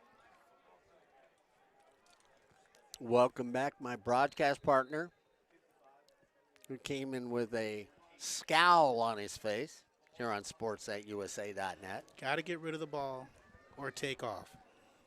You know, you must have been watching because I said 3 times, you got to throw it now. You got to throw it now.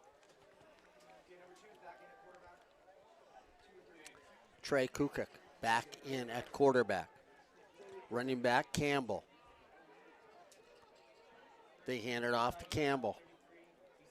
Gets maybe a yard till they finally get him down. It's going to be 2nd and goal from the 9. And because on that play, all the momentum you had going into half, coming out of half, you don't have it because the first 2 plays went nowhere and you give the ball up. Saddleback is reeling. They come in, they force a turnover, and they're back into it. The momentum goes to their side. In the slot to the near side of the field is Craven. Ben Dix is next to him. Creel also. They fled one side. They go to the back side of the corner. Should have been a flag. It wasn't a flag, and I saw the grab from around the waist Mark, over here. Everybody saw the flag or the grab around the waist.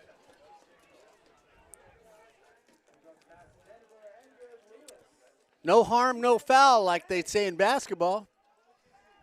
Yeah, they also Except say, coaches don't agree with that. They also say you get the calls at home. 3rd and goal from the 10. They look like they're going. They're checking off. Line of scrimmage says to Campbell, you need to move up. They're coming out here from the corner. They are. They're bringing everybody. Here it comes. Throws to the back corner. Incomplete. That's going to bring up a 4th down. And the pressure didn't allow Kukuk to set his feet and step into that throw. Forces the incomplete pass because he had Craven open in the corner. So the defense once again, Corey, steps up.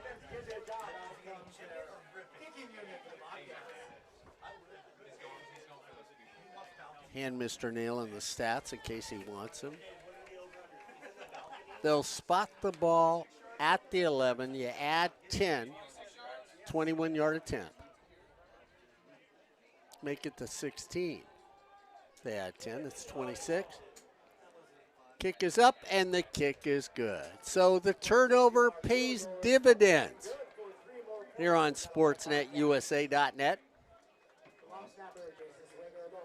And instead of starting off on a positive note, you start off on a giveaway note here to start the second half on sportsnetusa.net. 27-24, Bobcats.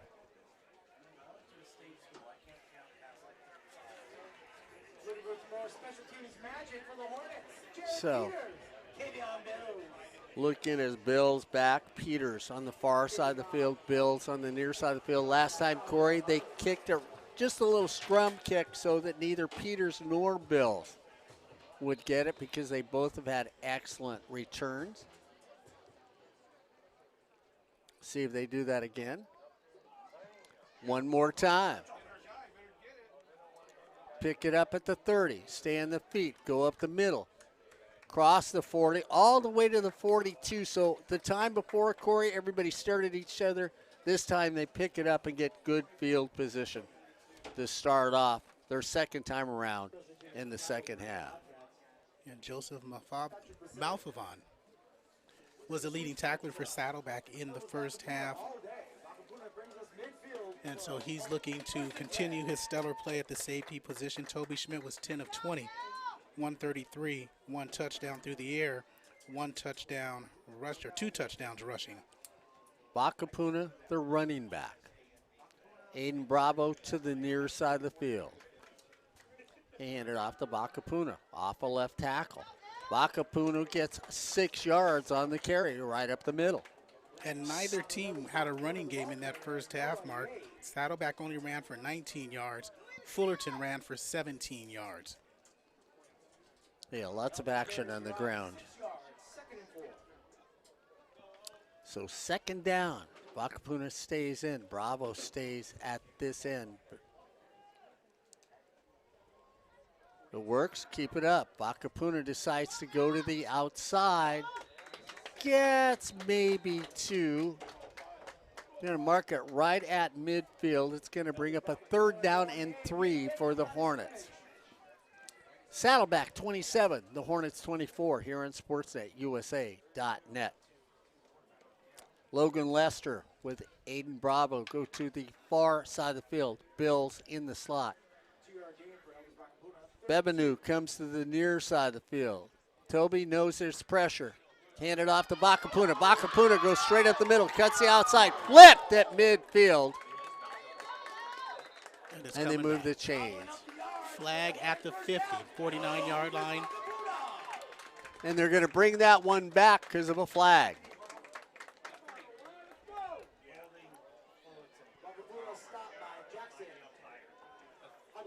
So that's the 9th penalty for the Hornets in the ball game. How many for Saddleback? 2.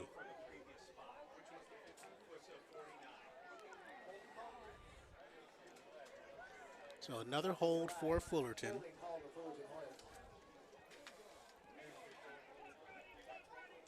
So it negates a first down.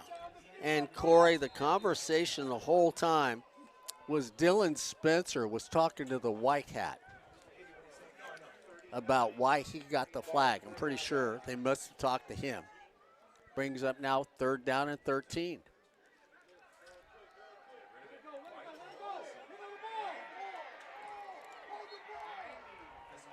And Schmidt does not know how to get rid of the football. And it's not all on Schmidt. He's got to throw the ball. He's definitely got to throw the ball or run. Okay, that's for sure. If he doesn't have his first look, he's got to put the ball down and run. But again, he's going to have opportunities to have mid-run routes, short routes to throw, just in case this happens. He does not have that option. Wong is standing right at the 23 for the Bobcats.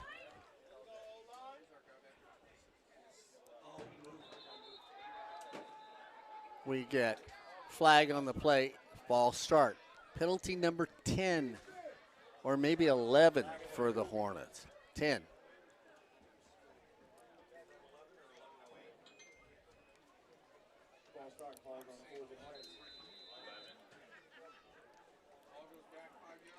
So Wong back deep for the Bobcats.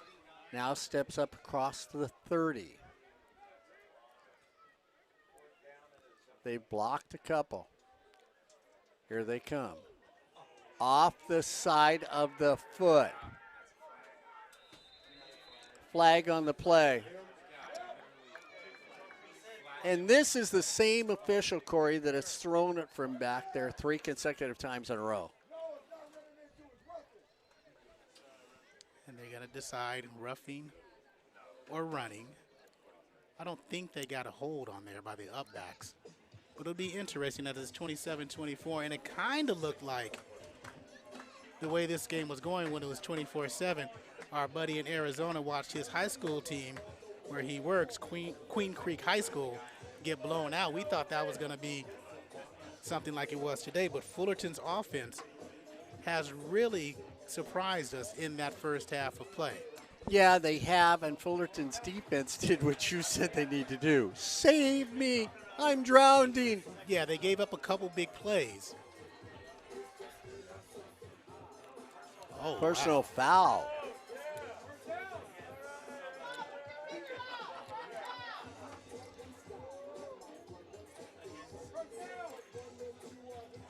Okay, so it's going to be after the play is what they're calling.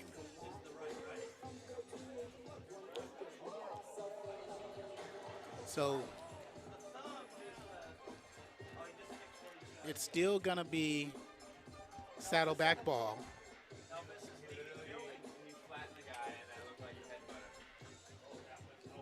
But they're going to back it up 15 from the 45. No, this is against the Hornets.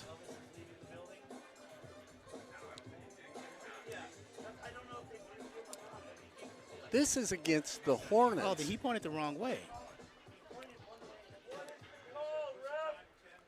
So they said they pointed towards Saddleback. They marked it off against Fullerton.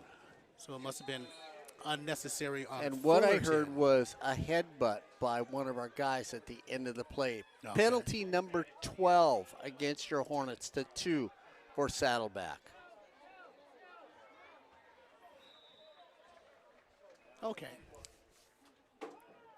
And this is where, Corey, even if the team is, this is where your coaches now will start to say, you know what, there was one guy, and I'm going to say it, there's one referee that has thrown at least 6 of the flags.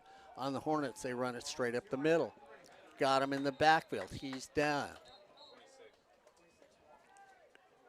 So Wong gets stopped.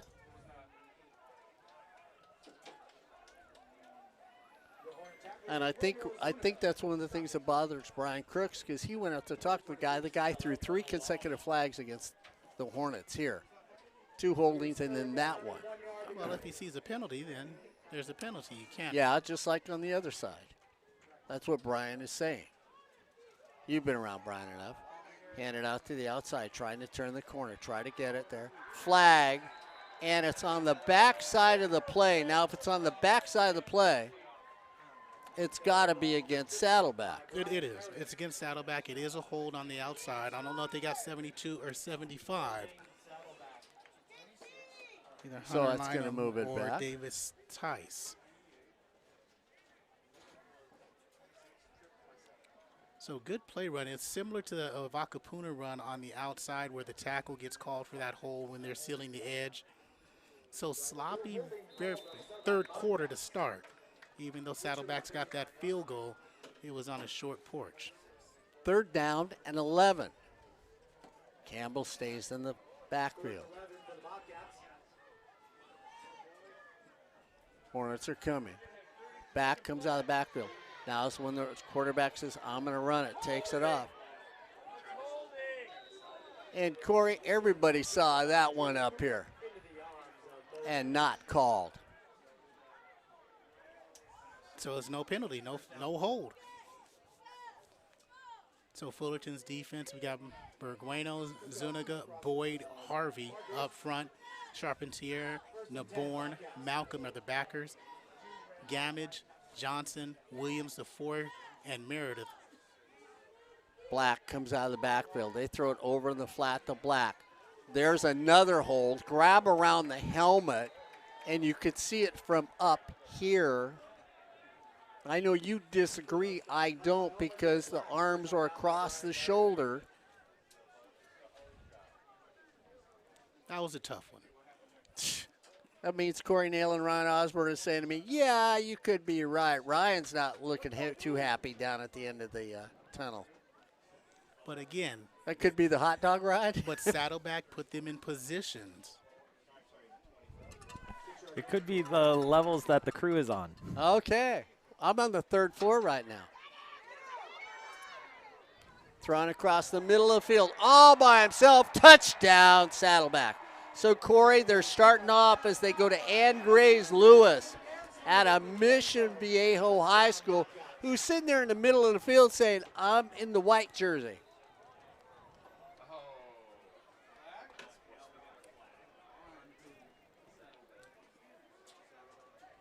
So we've got a flag in the end zone.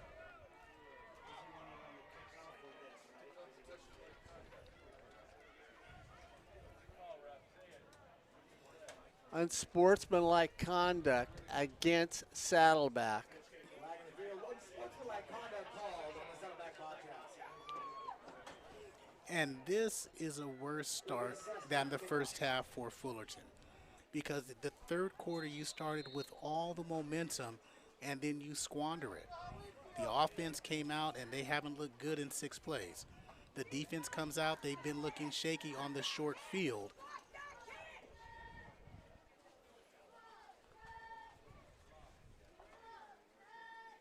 Ball is spotted, kick is up, and line drive is no good.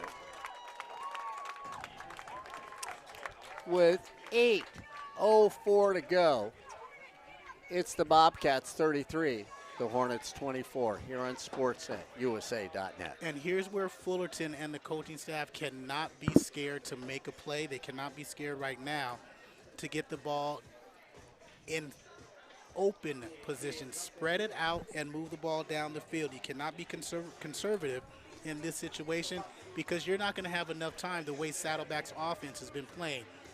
And I'll say it right now, Mount San Jacinto against Fullerton, they played well on offense.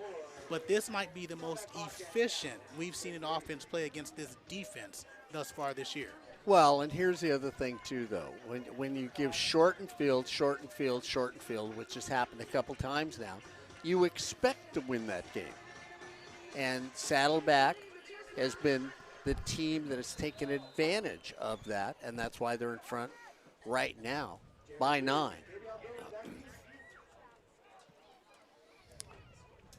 Taken at the 45. Got a hold on the ball. Straight up the middle. Bakapuna gets it. Takes down across midfield. And now the Hornets, like you say, Corey, and Ryan Osborn. Now I'm going to bring you in on this, Ryan. You're across midfield. Maybe you need to be adventurous. I think I agree with you, Mark. I think this is the area where you're going to take that first down and say, hey, if we toss something down the field, if we get it to go, cool. If not, we still got a couple more downs to work with. And I think, Mark, Corey, plain and simple, you're across the 50-yard line with less than 8 minutes to go in the third quarter. After the last couple of drives, you need 6. Bakapuno and Honore in the backfield. First down and 10. They hand it off to Honore. Straight dive, off a center. Gain of 1 on the play. So with that play there, you got to know they're working on something. Brendan Acosta makes the stop. They're working on a play on second or third down where you're going to fake that and move it down. Quentin Underwood on the far side of the field, along with Jordan Gatewood in the slot. Second down and 9. Honore goes straight up the middle, across the 40, down to the 38.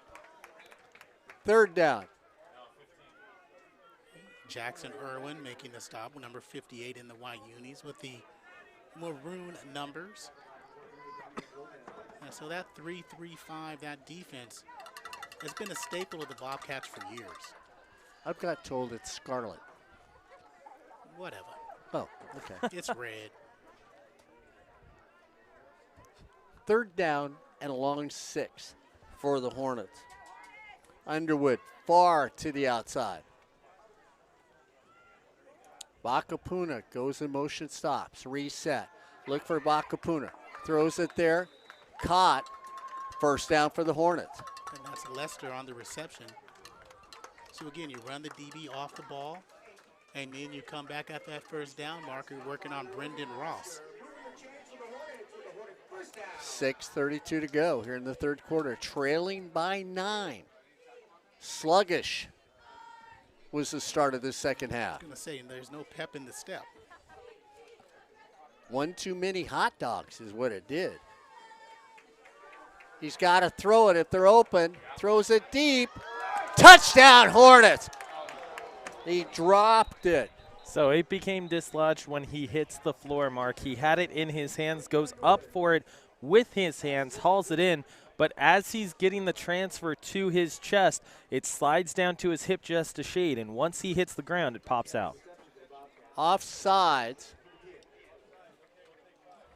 So it'll be first down and 5 for the Hornets. That was a free play. No, that was a touchdown. But you like the play call, though. You like the play. He stood in the pocket. He had enough time to make that double move, the out and then post. And Underwood had a chance to make that catch. Good throw by Schmidt on a 1st and 5. You think they're going to run here. Let's see if they can pop one. Bevenu and Bills to the far side of the field. Bravo to the near side of the field.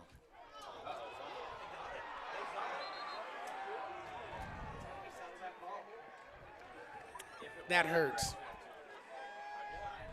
That hurts a lot. With the snap, Walker snapped it. Brandon Moran, as he's going in motion, Walker sees the blue, and it goes into his chest. Recovered, and I couldn't see the number, but Saddleback, and that was Bethke on the recovery. Ryan Bethke on the recovery for the Bobcats. When you think it can't get any worse for your Hornets, well, it does. And both head coaches are upset because Phil Austin's pointing at the defensive line core. You wonder if somebody said something. And the center went with something being said. So another turnover for the Hornets. They need to find a stop here, guys, because if they get down by 16, I don't think there's a comeback here. Back to the line of scrimmage at the 30. Caleb Smith flushed him out of the pocket. Madrigal was there. Boyd makes the tackle. Palomalo's up front. Johnny Ingram in it at the near side backer, number 40 for Sean Malcolm. Fred Boyd is the corner, number 22. Dane Bendix to the near side of the field. On the slot, the far side field is Black. Campbell, the running back. Gain of 1 on the play. 2nd down and 9. Here they come. Looking to go for him on the outside by himself.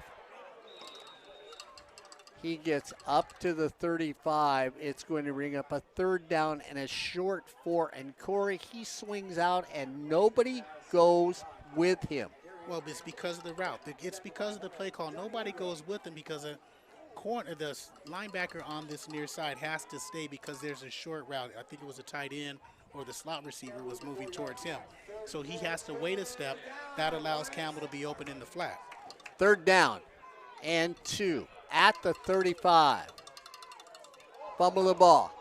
Player goes up, throws it out over in the flat. 1st down, Saddleback. And even when something goes wrong, they make pudding out of it. And that's when you know it's your day. You get that bad snap, you get it fumbled, the rush is there, Smith was there, no worries. Your tight end is going to bail you out, and that's Josh Pickle. 4:38. Pickle made it pudding? Oh, that's pretty interesting. Pudding Pickle. Okay. 1st down and 10 for Saddleback. Right at the 40-yard line. They go back, looking to make the big play. Here comes Hawk. Just go down the sticks. Get stopped. Gain of 4 on the play. And that's what you'll take if you're Saddleback. You don't mind those 5-yard plays. If you run the clock with 4 minutes to go in the 3rd quarter and you keep moving the chains, you're going to be good. So as good as the offense looked in the 3rd quarter, the skin just never got washed, and now they're breaking out all over. It's been a bad afternoon for the Hornets here in this 3rd quarter. Big 2nd down. The Hornets are coming. They come. Campbell holds on to it. They stop Campbell right at the 45. Once again, a huge 3rd down play with 3:27 to go, trailing by 9 here on Sportsnet, USA.net. It's been all Saddleback again to start this 3rd quarter. And it's a manageable 3rd and 5 rather than 3rd and 7. Good 2 yards by Campbell. Craven in the slot to this side of the field. They hand it off to Campbell. Campbell gets stopped. Ball comes out, and they blew it down. Momentum was stopped. Forward progress was stopped. So since forward progress was stopped, Naborn, who comes away with it, doesn't get it. So the same thing happened in the game last night that I watched. Receiver caught the ball. His momentum was stopped. Forward progress was stopped, and they were blowing the whistle at that time as he was being driven backward. Same thing happens here. Same thing happened in the end zone. Forward progress was stopped. Player breaks away. They allow the play to continue. That's if you're different. going to if you're going to do it, you do it at the same pace for all the calls. Well, you should, but that doesn't happen. Well, see, so that's once again just said Mr. Pavlovich is right in what he's telling you. No, Yeah, no, yeah, he ain't yeah. right yeah, on we that know. one. We know on that one. Kavian takes it, cuts the outside. Face mask, had him, should have been a flag, needs a block, goes up the field, stays on his feet, needs another block, needs a train of people to run over. Just keep going. Oh, Kavion, you should have just Did what slowed down a little. If he slows down, he's caught from behind. Excellent punt return, and the special teams comes up. Guys, they got to be careful on this right sideline. One of the plainclothes players for Fullerton College just kicked a Saddleback helmet down the sideline and almost got flagged for it. The officials are going to take a conversation about it. It was a very blatant kick of a helmet down the sideline. Yeah, but I think the coaching staff too, Ryan, is getting to the point that they feel since there's an inordinate amount of flags against them, that they aren't getting the same, which they aren't here. The referee just pointed his finger and told the coach, quit your conversation. He needs to throw it. Oh. And an interception, and that is Joseph Malfavon, who comes up with a huge play. Because the receiver was open across the middle. If he makes the throw, it's 6. Instead, he holds and doesn't react well in the pocket, gets hit as it's thrown, and there's a big pick. So the defense comes up big for Saddleback. If I were 6'4", 245, I'd be playing the game. I'm not. So when you say if he would have thrown, that's too big of an if. He's done it all day long, Corey. No, I said if the ball could have gotten there, yeah, it would have been 6. But he was hit as the ball is thrown. So it's an outstanding play by the 4-person rush for Saddleback and a pick. Going deep down the middle of the field. Caught down there all the way down to the 40, and they make a move as Andreas Lewis goes down and get it. Ryan Osborn, I got to get your 2 cents on that, because you've got to come to the point that you say it's not a great play by defense, it's an inept play by offense. No, it's absolutely a great play by defense, because if Fullerton had done it, you would have called it a great play by Fullerton. Ryan just was answering. You interrupted him because he agreed with me. I heard him. He said, No, certainly. I thoroughly agree with Mr. Pavlovich. In that instance, you had the opportunity to see the rush on your left, the rush on your right. You decide to throw it down the middle. That's a you decision. In that case, he saw the rush and was able to see that. You got to tuck it. If you know that you're going to get hit and you can't lay that throw out there, tuck it and wait for that next down. Yeah, and the if to say, well, if he'd have thrown it to an open guy, well, if I threw it to an open guy, everything, I'd be an all-pro quarterback. So you have to the play of what happened. If I'm trying to be positive here on that play on what could have happened. So the next positive word, I'll argue with that. But no, he had an open receiver. He didn't get it. Just like Ryan said, got to tuck it and run. Just like you said, he's got to be aware in the pocket and get rid of the ball earlier or run. If you don't have your first look, and it's been happening all season, you've got to run the ball.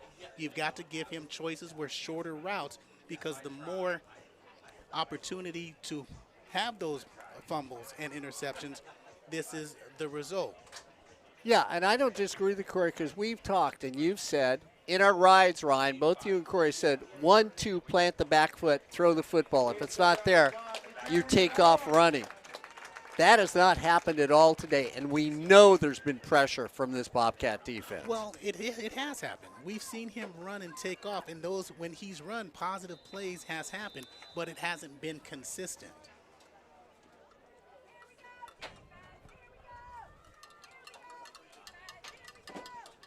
Glad you've been watching Hornet football and sports@usa.net. Defense comes. We're going to get a flag. Should be a false start, actually. But it won't be. It's going to be against the Hornets again. Because Parker was coming. That's Ingram. Ingram was coming, and the tackle and left tackle and left guard flinched as he was coming, and then he came across. Offsides is what they're calling. Shall we feign shock? Penalty number 13 against the Hornets. Okay. What are you getting? You getting messages there? You guys texting each other? You in love down there? Joe's texting from the other side of the world.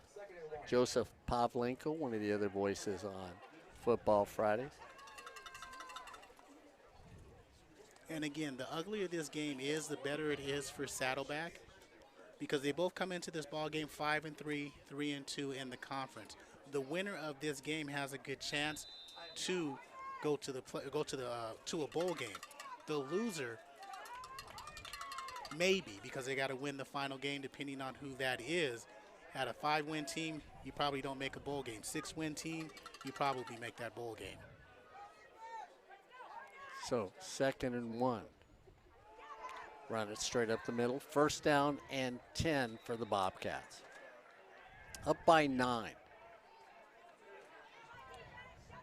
Ryan, you can see why the coaches are upset on the sidelines. It seems like an imbalanced amount of calls against the Hornets. Yeah, I think the frustration more stems from not getting the consistency. So I think it's, sure, there's a little bit of an imbalance in terms of overall count, but it's the consistency that you want to see from the officials. And is that Dez? It is Dez. Dez Palomalu. That's number 6 to lead the team. Down to the last 11 seconds. So that's going to bring us to the end of a, Ugly. There we go. If you're a Fullerton fan. Delightful if you're a Saddleback fan. Boy, I'm in a dilemma because I call both those schools here on Sportsnet, USA.net. So Mark is delightfully ugly tonight. Oh, my. Wow. Wow. It's like he's wearing an ugly Christmas sweater. Let's put it that way. You know what? You know the ugly part about it? Everybody's had a hot dog but me. That's the ugly part about it. Don't even go there, because you wouldn't even eat the hot dog. It doesn't matter. Yeah, it I does. would have had one. So you would have had one, but you wouldn't have eaten one, so you waste a hot dog.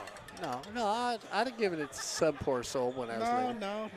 Wasn't for some poor soul. Well, it doesn't really matter because the only poor souls that are here right now are the fans that are rooting for these Hornets, hoping that they can come back as they're currently down by 9, 33-24 here on Sportsnet, USA.net. Ryan Osborn, Corey Neyland, Ed Ford. St. Anna football today on Sportsnet, USA.net against Chaffey College. Noah Alvarez calling that game.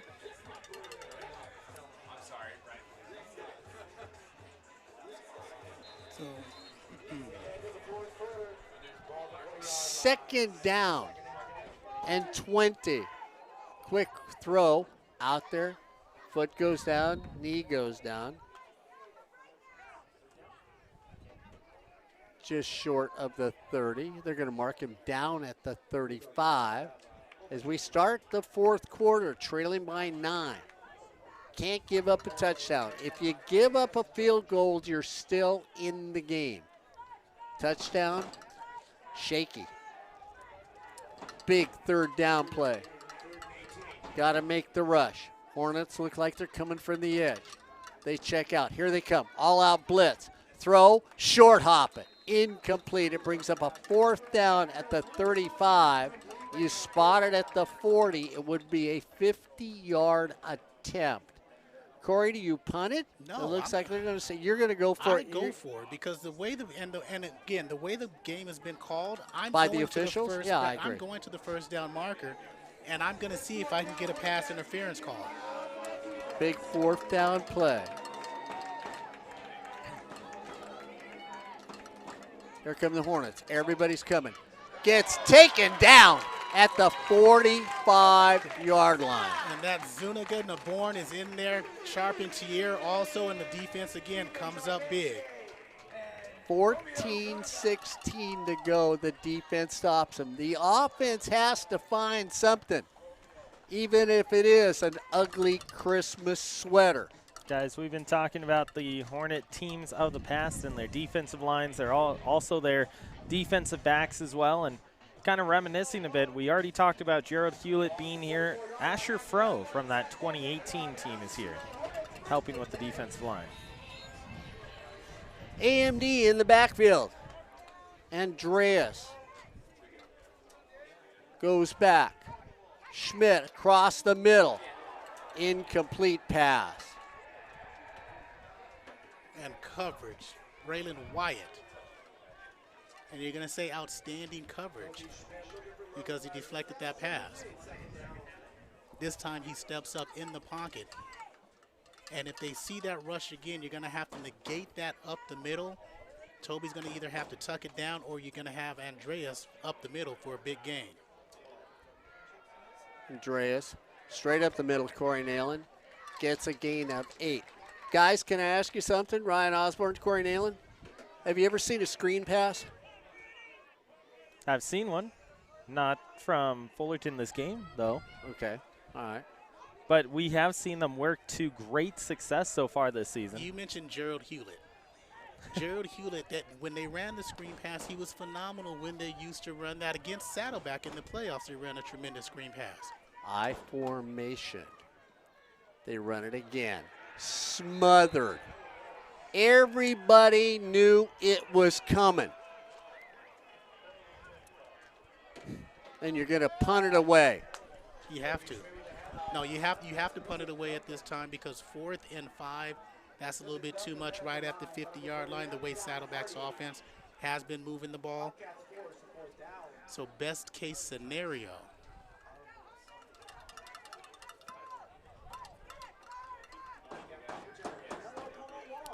They thought maybe he'd run it end over end. He's going to take a kick. They're going to let it roll down all the way down to the 7. With 12:54 to go. Well, there's always hope here at Hal Scherbeck Field. The Hornets are trailing by 9. It's Saddleback 33, the Hornets 24 here on Sportsnet USA.net. Had the pleasure of seeing Tom Deep today. Nice to see Tom out of the game every once in a while. And that offensive unit, it does need that special player like a Gerald Hewlett to make a big play when you need it. And so next possession you're going to see if somebody steps up. You know they've done it before. That first half was evident. But the defense is going to have to step up here and maybe get 6. Trey Kuka in at quarterback. Near side of the field is the Bendix. They run it on the right side of the field. Goes over there by Darren Campbell. Campbell out of Glendale, Arizona. Kellis High School gets a gain of 2.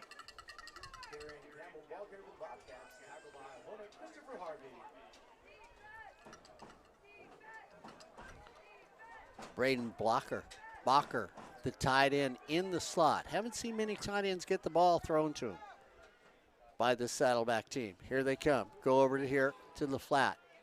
Come back to the middle. Tackle made after a quick catch by Black. Black has been that nifty little receiver for Saddleback. Corey goes out 4, turns, hooks, and if he gets a step, he's off and running. 3rd down and 5. With 12 minutes to go here in the 4th quarter, trailing by 9. The Hornets have to find some. Had an opportunity at one time, ball got punched out. Here they come, same spot. Throw it in that way. And a wrestling match with a push. And Corey, you could watch it up here. The offensive receiver put his 2 hands out and then turned on the ball. How many times have I told you offensive pass interference does not exist? But that is Justin Jones was there. It was a good throw by Kukuk. But again, physical on the outside. You like when the defense does it. You like when the offense does it. First down and 10. So they keep going. Run to Campbell, straight up there. He's down after a gain of 1. We're at the 11-minute mark. The time is running out on your Hornets. They're down by 9. They need a stop, and they need it now. Second down and 9. Kukuk looks over at the sideline. Carrillo Edwards has been quiet in this second half for this team. Piquet hasn't seen it, the big tight end on the near side of the field. Now he goes in motion from right to left, comes back to where he started. They come. Here comes the blitz. Going out, down, steps away. You don't make a tackle. He's out to the outside. The defense whiffs, and he's still running. And they're going to get a. They're going to bring that back 15 yards because it's going to be a crackback block. But again, Fullerton had him sacked. Now that should have been a sack as well, and they can't come up. Naborn was back there. Palomalo was back there. But Kukuk did a nice job of getting out of it, creating that opportunity.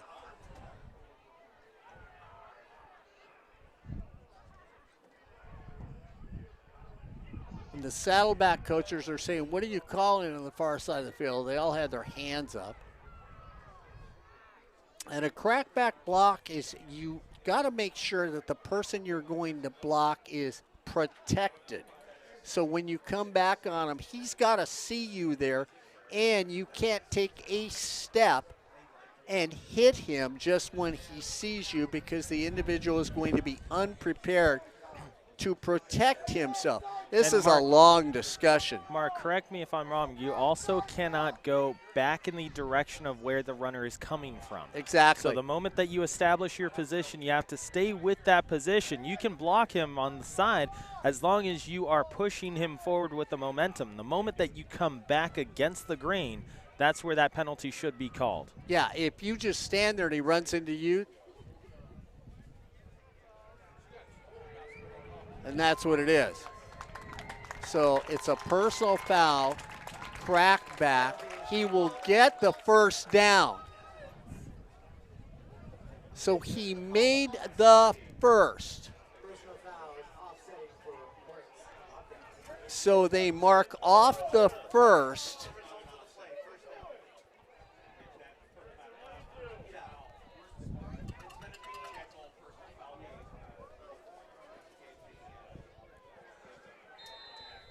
I hate that. I hate that rule. It's not the officials. I've never understood that rule. I made a first. Mark it off against where I made the first at. So it's gain of 2. We're at the 10-minute mark, and now the sun is starting to set here in Hal Scherbeck Field. And guys, if I'm Saddleback, I play on this. I play on these emotions and the aggressiveness right now, Fullerton. I go deep. Yeah, I'm going after him.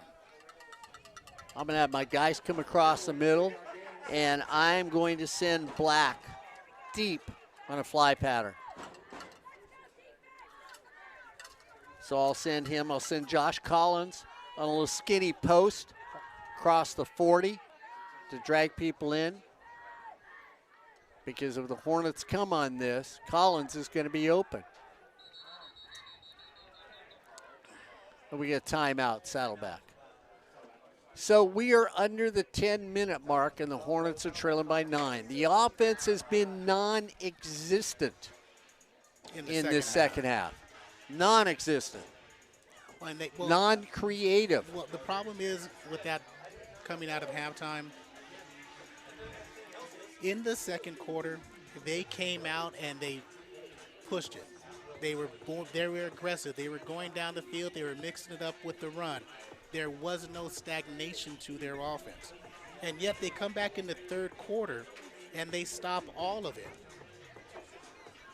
And what happens when they stop all of it, they lose all of that momentum. They lose all of that swag that they had.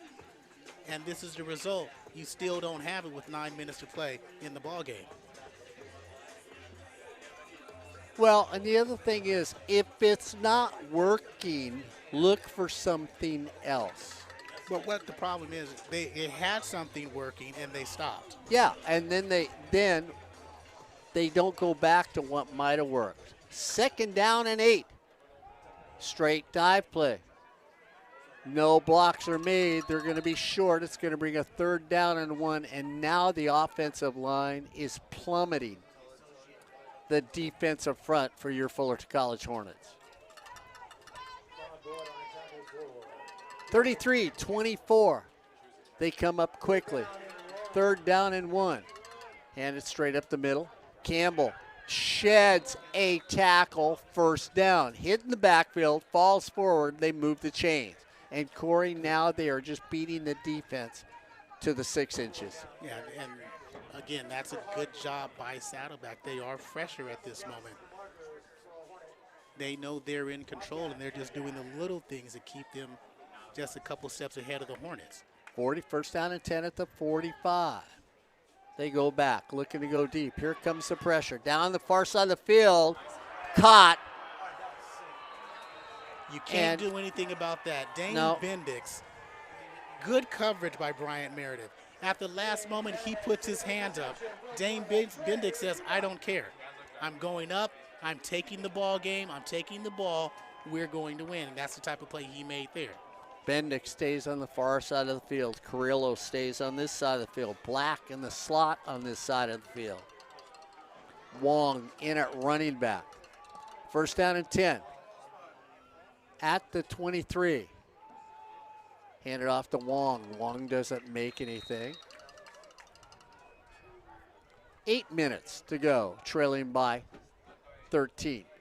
And Boydmark is in there. He's had a pretty solid game on the interior. Yeah, and it looks at this stage of the game that it all belongs to Saddleback. 2nd down and 10.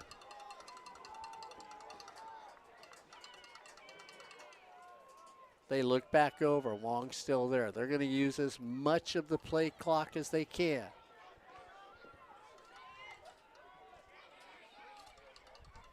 They come on the outside. Here comes the pressure. All the way there.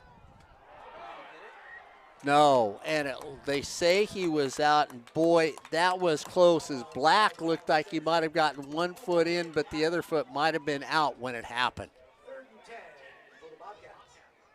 And Corey, right here, I like what the Bobcats are doing because you've got a field goal kicker that can get this field goal. That would put you up basically right now by 13. You'd need 2 touchdowns if you're the Hornets to win this game.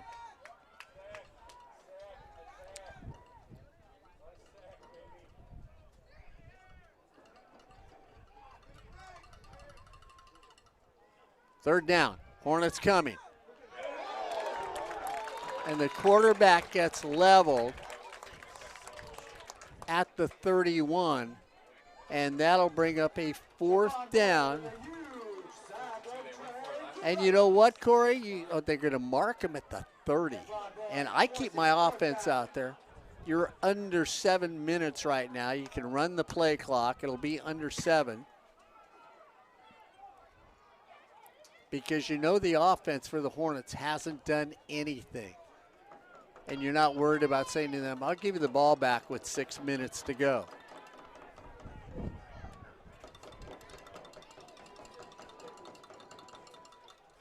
See if you can get them to jump. There was a guy who stepped over the line.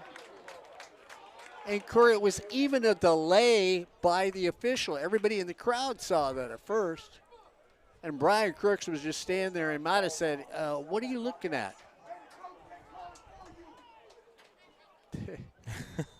You heard that, Ryan. I the did. Coach is making calls for you.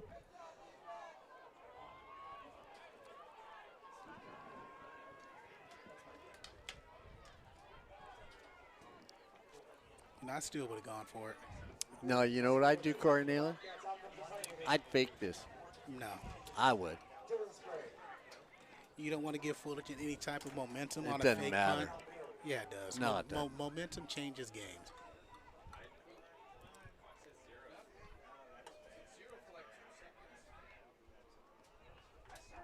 And you just gave the ball back to him at the 25.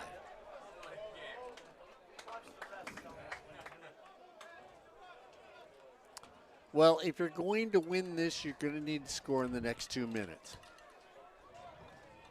This is not going to be that miracle finish like we've seen so many times in a Saddleback game. 33-24 here on Sportsnet, USA.net. Ryan Osborn, Corey Neyland. Schmidt comes out. Baca Puna is running back. Aiden Bravo to the near side of the field. Xavier Hicks in the slot.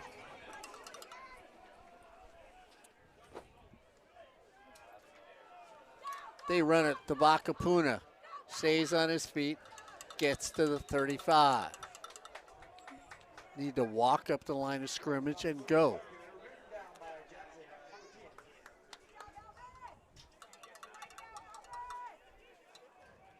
Gain of 7 on the play. They run it to Baca Puna. Gets smothered up at the line of scrimmage. Clock is ticking. You're under 6 now. And you're just playing the clock against you.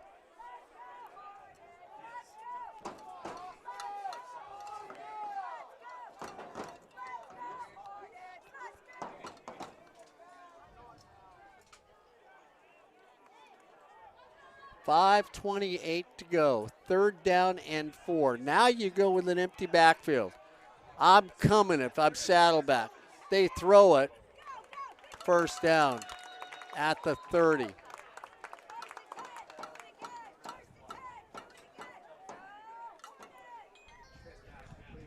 Ryan Osborn, Corey Neyland, the old guy.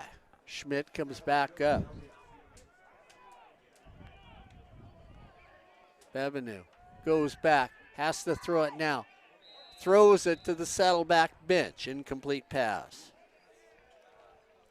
Mark, how often have you, Corey, and I talked about a guard in basketball shooting within rhythm?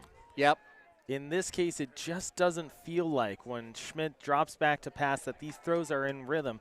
Right now, it just feels like he's trying to force that ball to the outside, and it doesn't have that same fluidity that we're used to. Yeah, it'd be like, no offense to us, but it'd be like one of us getting out there right now and playing quarterback. They're coming. He throws it up. Throw in the sideline. They're going to call it a catch at the 41. 5 minutes to go. You're trailing by more than a handful. You need 2 touchdowns to win this game. And at this rate,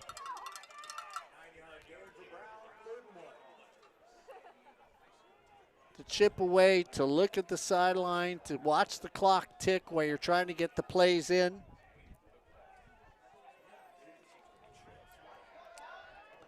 Baca Puna runs the ball.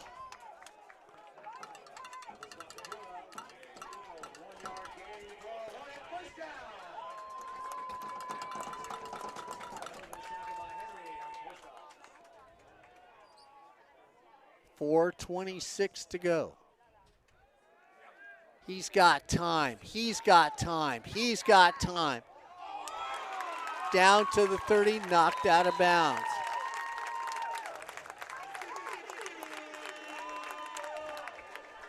.412 to go. Ryan, you've got to score before 3 minutes. Yeah, you have to. And just based on how this offense has been rolling, you need to give yourself as much time as humanly possible to roll into that next possession. Baca Puna straight up the middle. Cuts to the outside.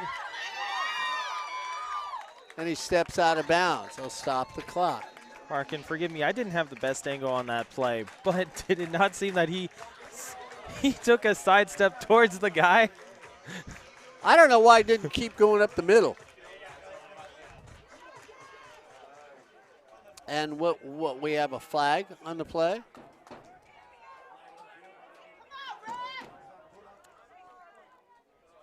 So we're waiting to see what the flag is. Personal foul, hands to the face, defense. That should get marked off at the end of the play.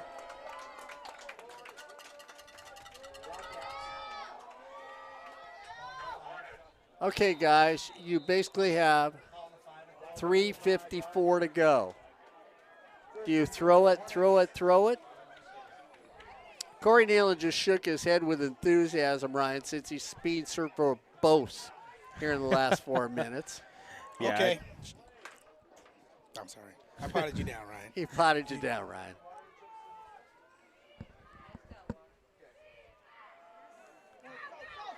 They run it on a counter. It's not a bad play. 3:22 to go. You're expecting some misdirection. You're expecting Saddleback to be a little bit over aggressive. You need to have 3 plays called.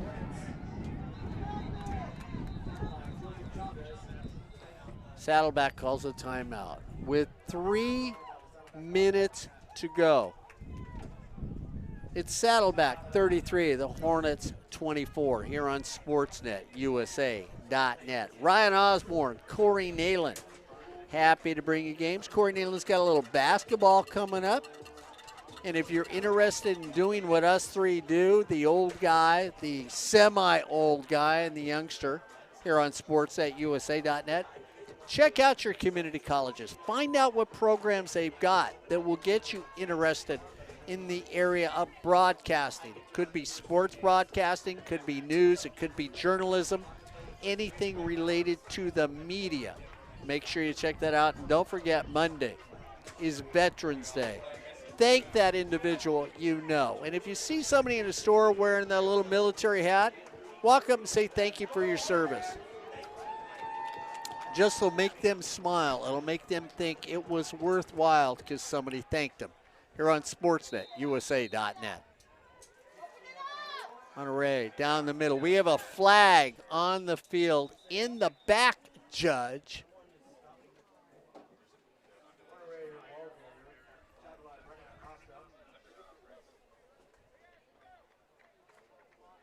$12 men on the field.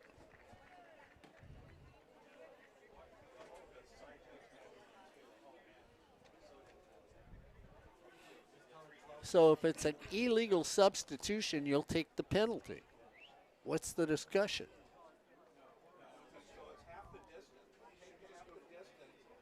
Illegal substitution, you take, it's declined. So in this case, the rush actually got more than half the distance to the goal would have. But you get your down back. You get your down back. It's second down then, not third down. Not that at this stage of the game, Ryan, I think it really matters. It's like putting on, you know, that sandwich you showed me earlier? Putting on another piece of cheese or meat really wouldn't count? Yeah, it does. You need that second down. You need 3 plays. If it comes to 3 plays. Wait a minute, Ryan, did Corey Neyland just agree with me about something? No. I believe so. No, I didn't agree with you. I'm just saying the obvious.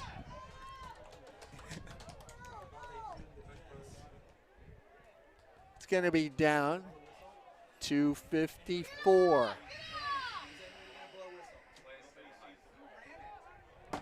$240, $241, $242, $243. And Honore is trying to get them back up to the line, and everyone's staring at the sideline. Timeout because you have too many defenders on the field again by Saddleback.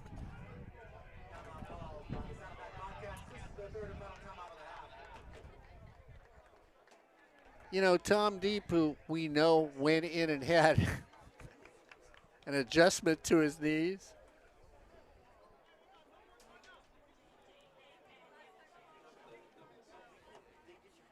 So you look at Mount San Jacinto, they're beating Grossmont, and you look at Riverside beating San Diego Mesa 28-13.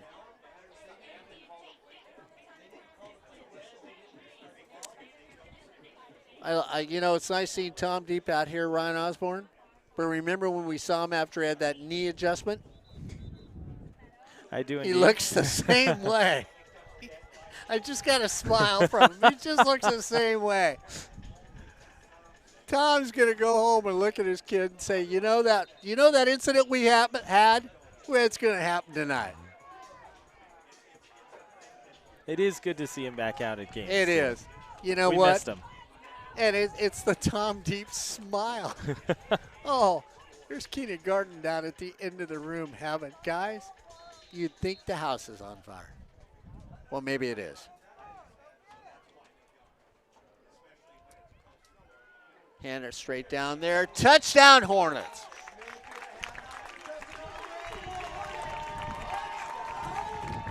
Ryan Osborn down there. He's got positivity flowing through them veins. He's look at that smile on his face. He was pounding a railing, knowing that there you go, Corey Neyland. I think it was the hot dog. All right. Oh, it was indigestion? It was that? Oh, okay. Yeah, you know. It's a good hot dog. Spot the ball at the 10. Need to make this extra point. Kick is up, and the kick is good. 33-31. You can win it with a field goal. Yeah, but first things first, Mark, you need a defensive stop. Plain and simple. If they can't get a defensive stop, it doesn't matter if they can win it with a field goal. Fullerton College defense, they have been relied on time and time again throughout this season and throughout this game. They need not only just another stop here, Mark. If they can get a takeaway to give themselves a little bit more time to work with, it'll be crucial. Okay, Ryan Osborn, do you try an onside kick? I do not. I pin them back as far as possible and then trust my defense to go and get a stop. Let me give the counter to that because Corey Neyland went, he does. Come on, Corey. There's Corey's answer. Oh. So we're just going to adopt Corey's answer as he agrees with us. Kick it as deep as you can and then send it down. But I think Saddleback kind of agrees with Corey. They're lined up in onside kick. Yeah, an onside kick formation. Pooch it, kick to the 35. Hopefully your fastest player can outrun Saddleback.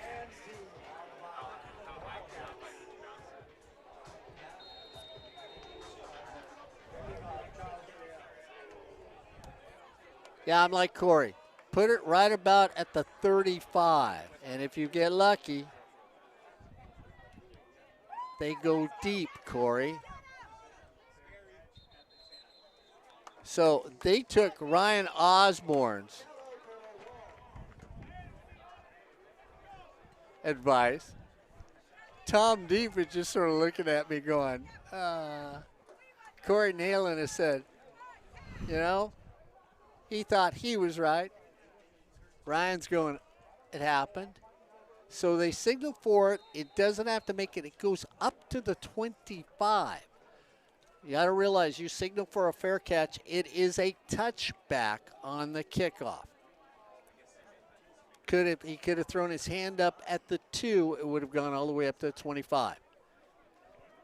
You need to make 3 stops here, and you need to make them quickly.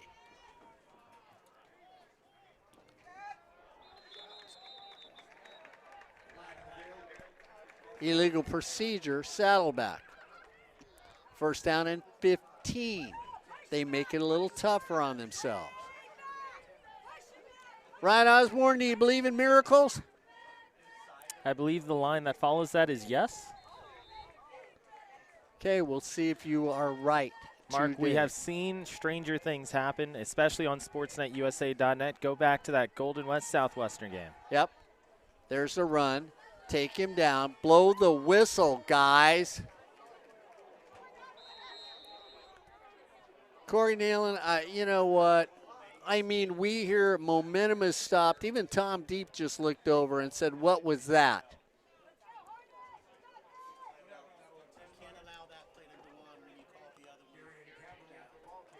Yeah, so the timeout taken by Fullerton College coaching staff on the near side of the field. If you are watching, don't forget that next week at 12 p.m. we will also have Riverside here at Fullerton College with an excellent chance for Fullerton College to really shake things up across the state of California. Now, they need to get the job done here, of course, against Saddleback, but they also have a chance next week to completely change the way that the playoff will be played across Southern California, Northern California, and even the nation as well. So tune in next week. We've got more Fullerton College football coming your way. Want to thank everybody here at Fullerton College. I want to thank all the people that I deal with at Saddleback College all the time, soccer, volleyball, everybody that I meet out there when I do games for Sportsnet, for their kindness. It's a joy to work with all these student athletes on the community college level. They run it again, off right side. Almost don't make a stop as Campbell breaks it all the way up to the 30, and Corey, he just sliced through timeout. Hornets. This will be the play. Ryan Osborn, do you fake it to Campbell and keep it your quarterback and take off running? Because he's been pretty special today. Well, the Fullerton offense hasn't been able to get up the field the way that they have wanted throughout the entirety of the afternoon. Personally, I think you run it. If you don't get it, you're going to punt it away because your punter has given the Hornets not the greatest field position with the exception of the two Kavion Bills returns. But I think Saddleback should run it and just trust their defense that they can make things uncomfortable for this Fullerton offense again. 2:12 to go. After this next play, there will be an automatic timeout for the 2-minute timeout here in the second half on sports8usa.net. 2:12 to go. 33-31 on sportsnet usa.net. Kruk, 374 yards, 2 touchdowns, 1 interception, 21 of 29. You know, I trust this young man enough. I'm letting him fling the football.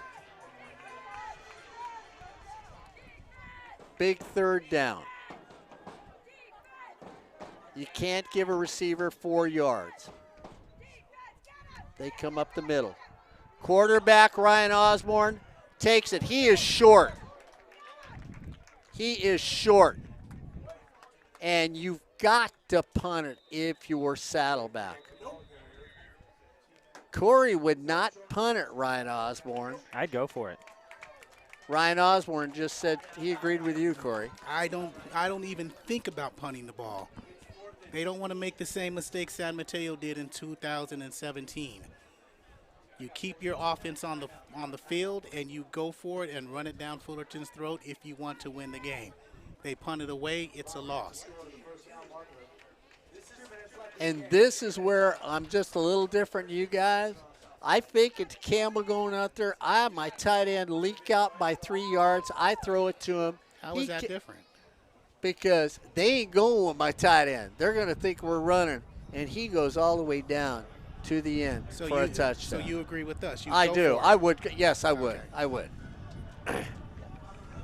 Win or lose it on your terms. Don't win it, lose it on their terms. Exactly. You've been good enough to do what you've done to them the entire day. And you force turnovers on the defensive side of the ball, even if for some reason you don't make it. Yeah.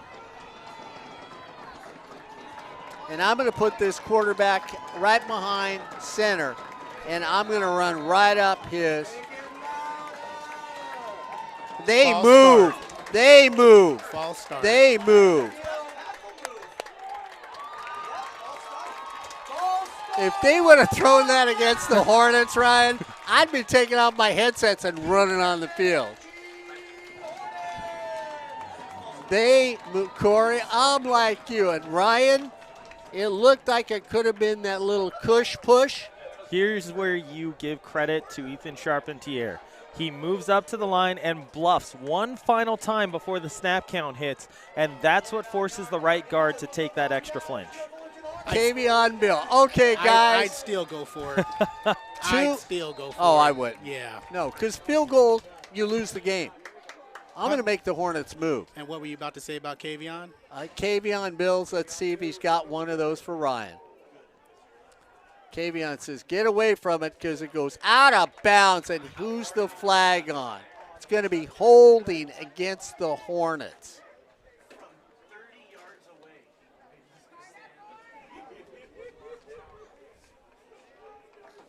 I don't know if you consider this a flyover, Mark, but straight ahead of.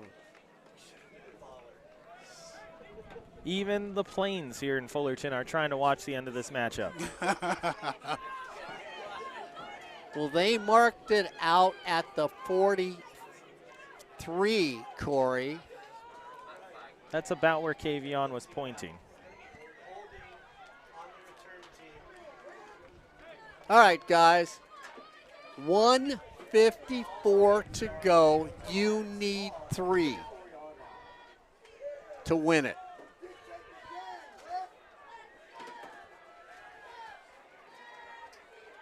Does this now not feel like a Saddleback game? This Ryan is a Osborn? Fullerton Saddleback game in the most traditional sense. You know, 3 weeks ago when we were at Palomar, one thing that we heard was confidence in your kicker. Charles Villarreal has been good for this Hornet team, especially in his last 5 games. You have a lot of confidence for him. Just get yourself in position. Here they come. Schmidt's got to throw it. He throws it. They called it incomplete. And this is where you give a lot of credit to Toby here. He could have tucked it, and it would have been a loss of 8 yards. But he gets away just enough so that way he can fling it forward and have that be an incomplete pass. And Corey Neyland will tell you, you're trying to go for that deep route against Corey instead of running the short route and pick up 5. They've been all over your offensive line. You have dynamic wide receivers. Let them work. In the Here middle. they come. Middle's Got to open, throw it. middle's open.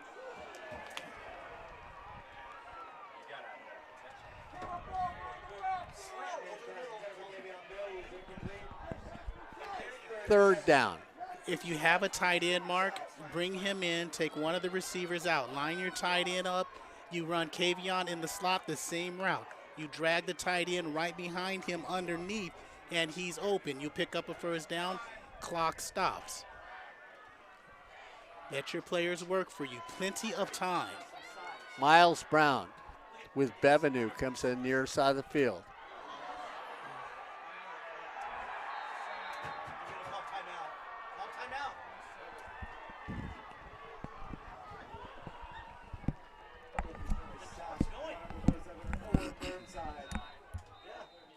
Ryan Osborn, I think, just left the house. Timeout, Fullerton. Yeah, that was it. Has called the final timeout of the game. So poor snap in crucial times. Rushed it just a little bit. Again, here's where you have your best play. 4th down and a long, long way. 4th and 20. 4th and 20. Yeah. Still manageable. Yeah, it's manageable. But you need to have time to throw the ball down the field. That's the problem. And okay, I'm gonna take an old adage you used to say in the old days. As a quarterback, you know you're going to get hit. Stand in there, throw the ball on the person, and take the whack, and you'll win the football game. And it was something that I've heard. I've been with Corey Neyland for many years. And through the years, Corey has said that about certain quarterbacks on their team. And when they did it, Corey, all of a sudden they went to a different level. This is it for right now. 1:32 to go. 4th down and 20. Schmidt by himself. Here they come. Got to throw it. Throwing it up deep. Going up to the ball. He's picked.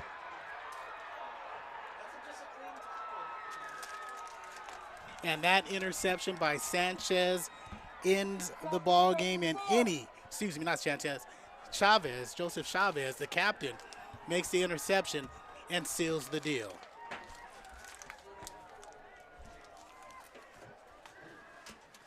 So Fullerton comes up close. And you want to go back to many, many things for Fullerton not to come up with the victory. And you go back for Saddleback.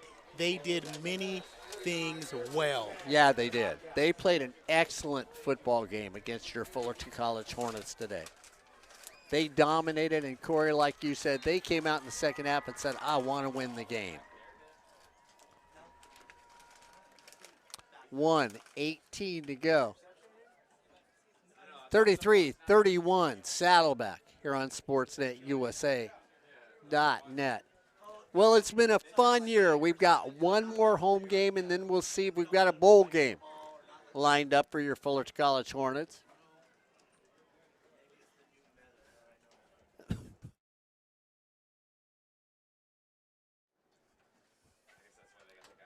as we're down to the last 58 seconds. We're going to wait for the play clock to get down. They take the last knee, and that's going to bring us to the end of this game. As we come to the end of this game, the Hornets come up short. It's Saddleback 33, the Hornets 31. You've been watching Fullerton College football on Sportsnet USA.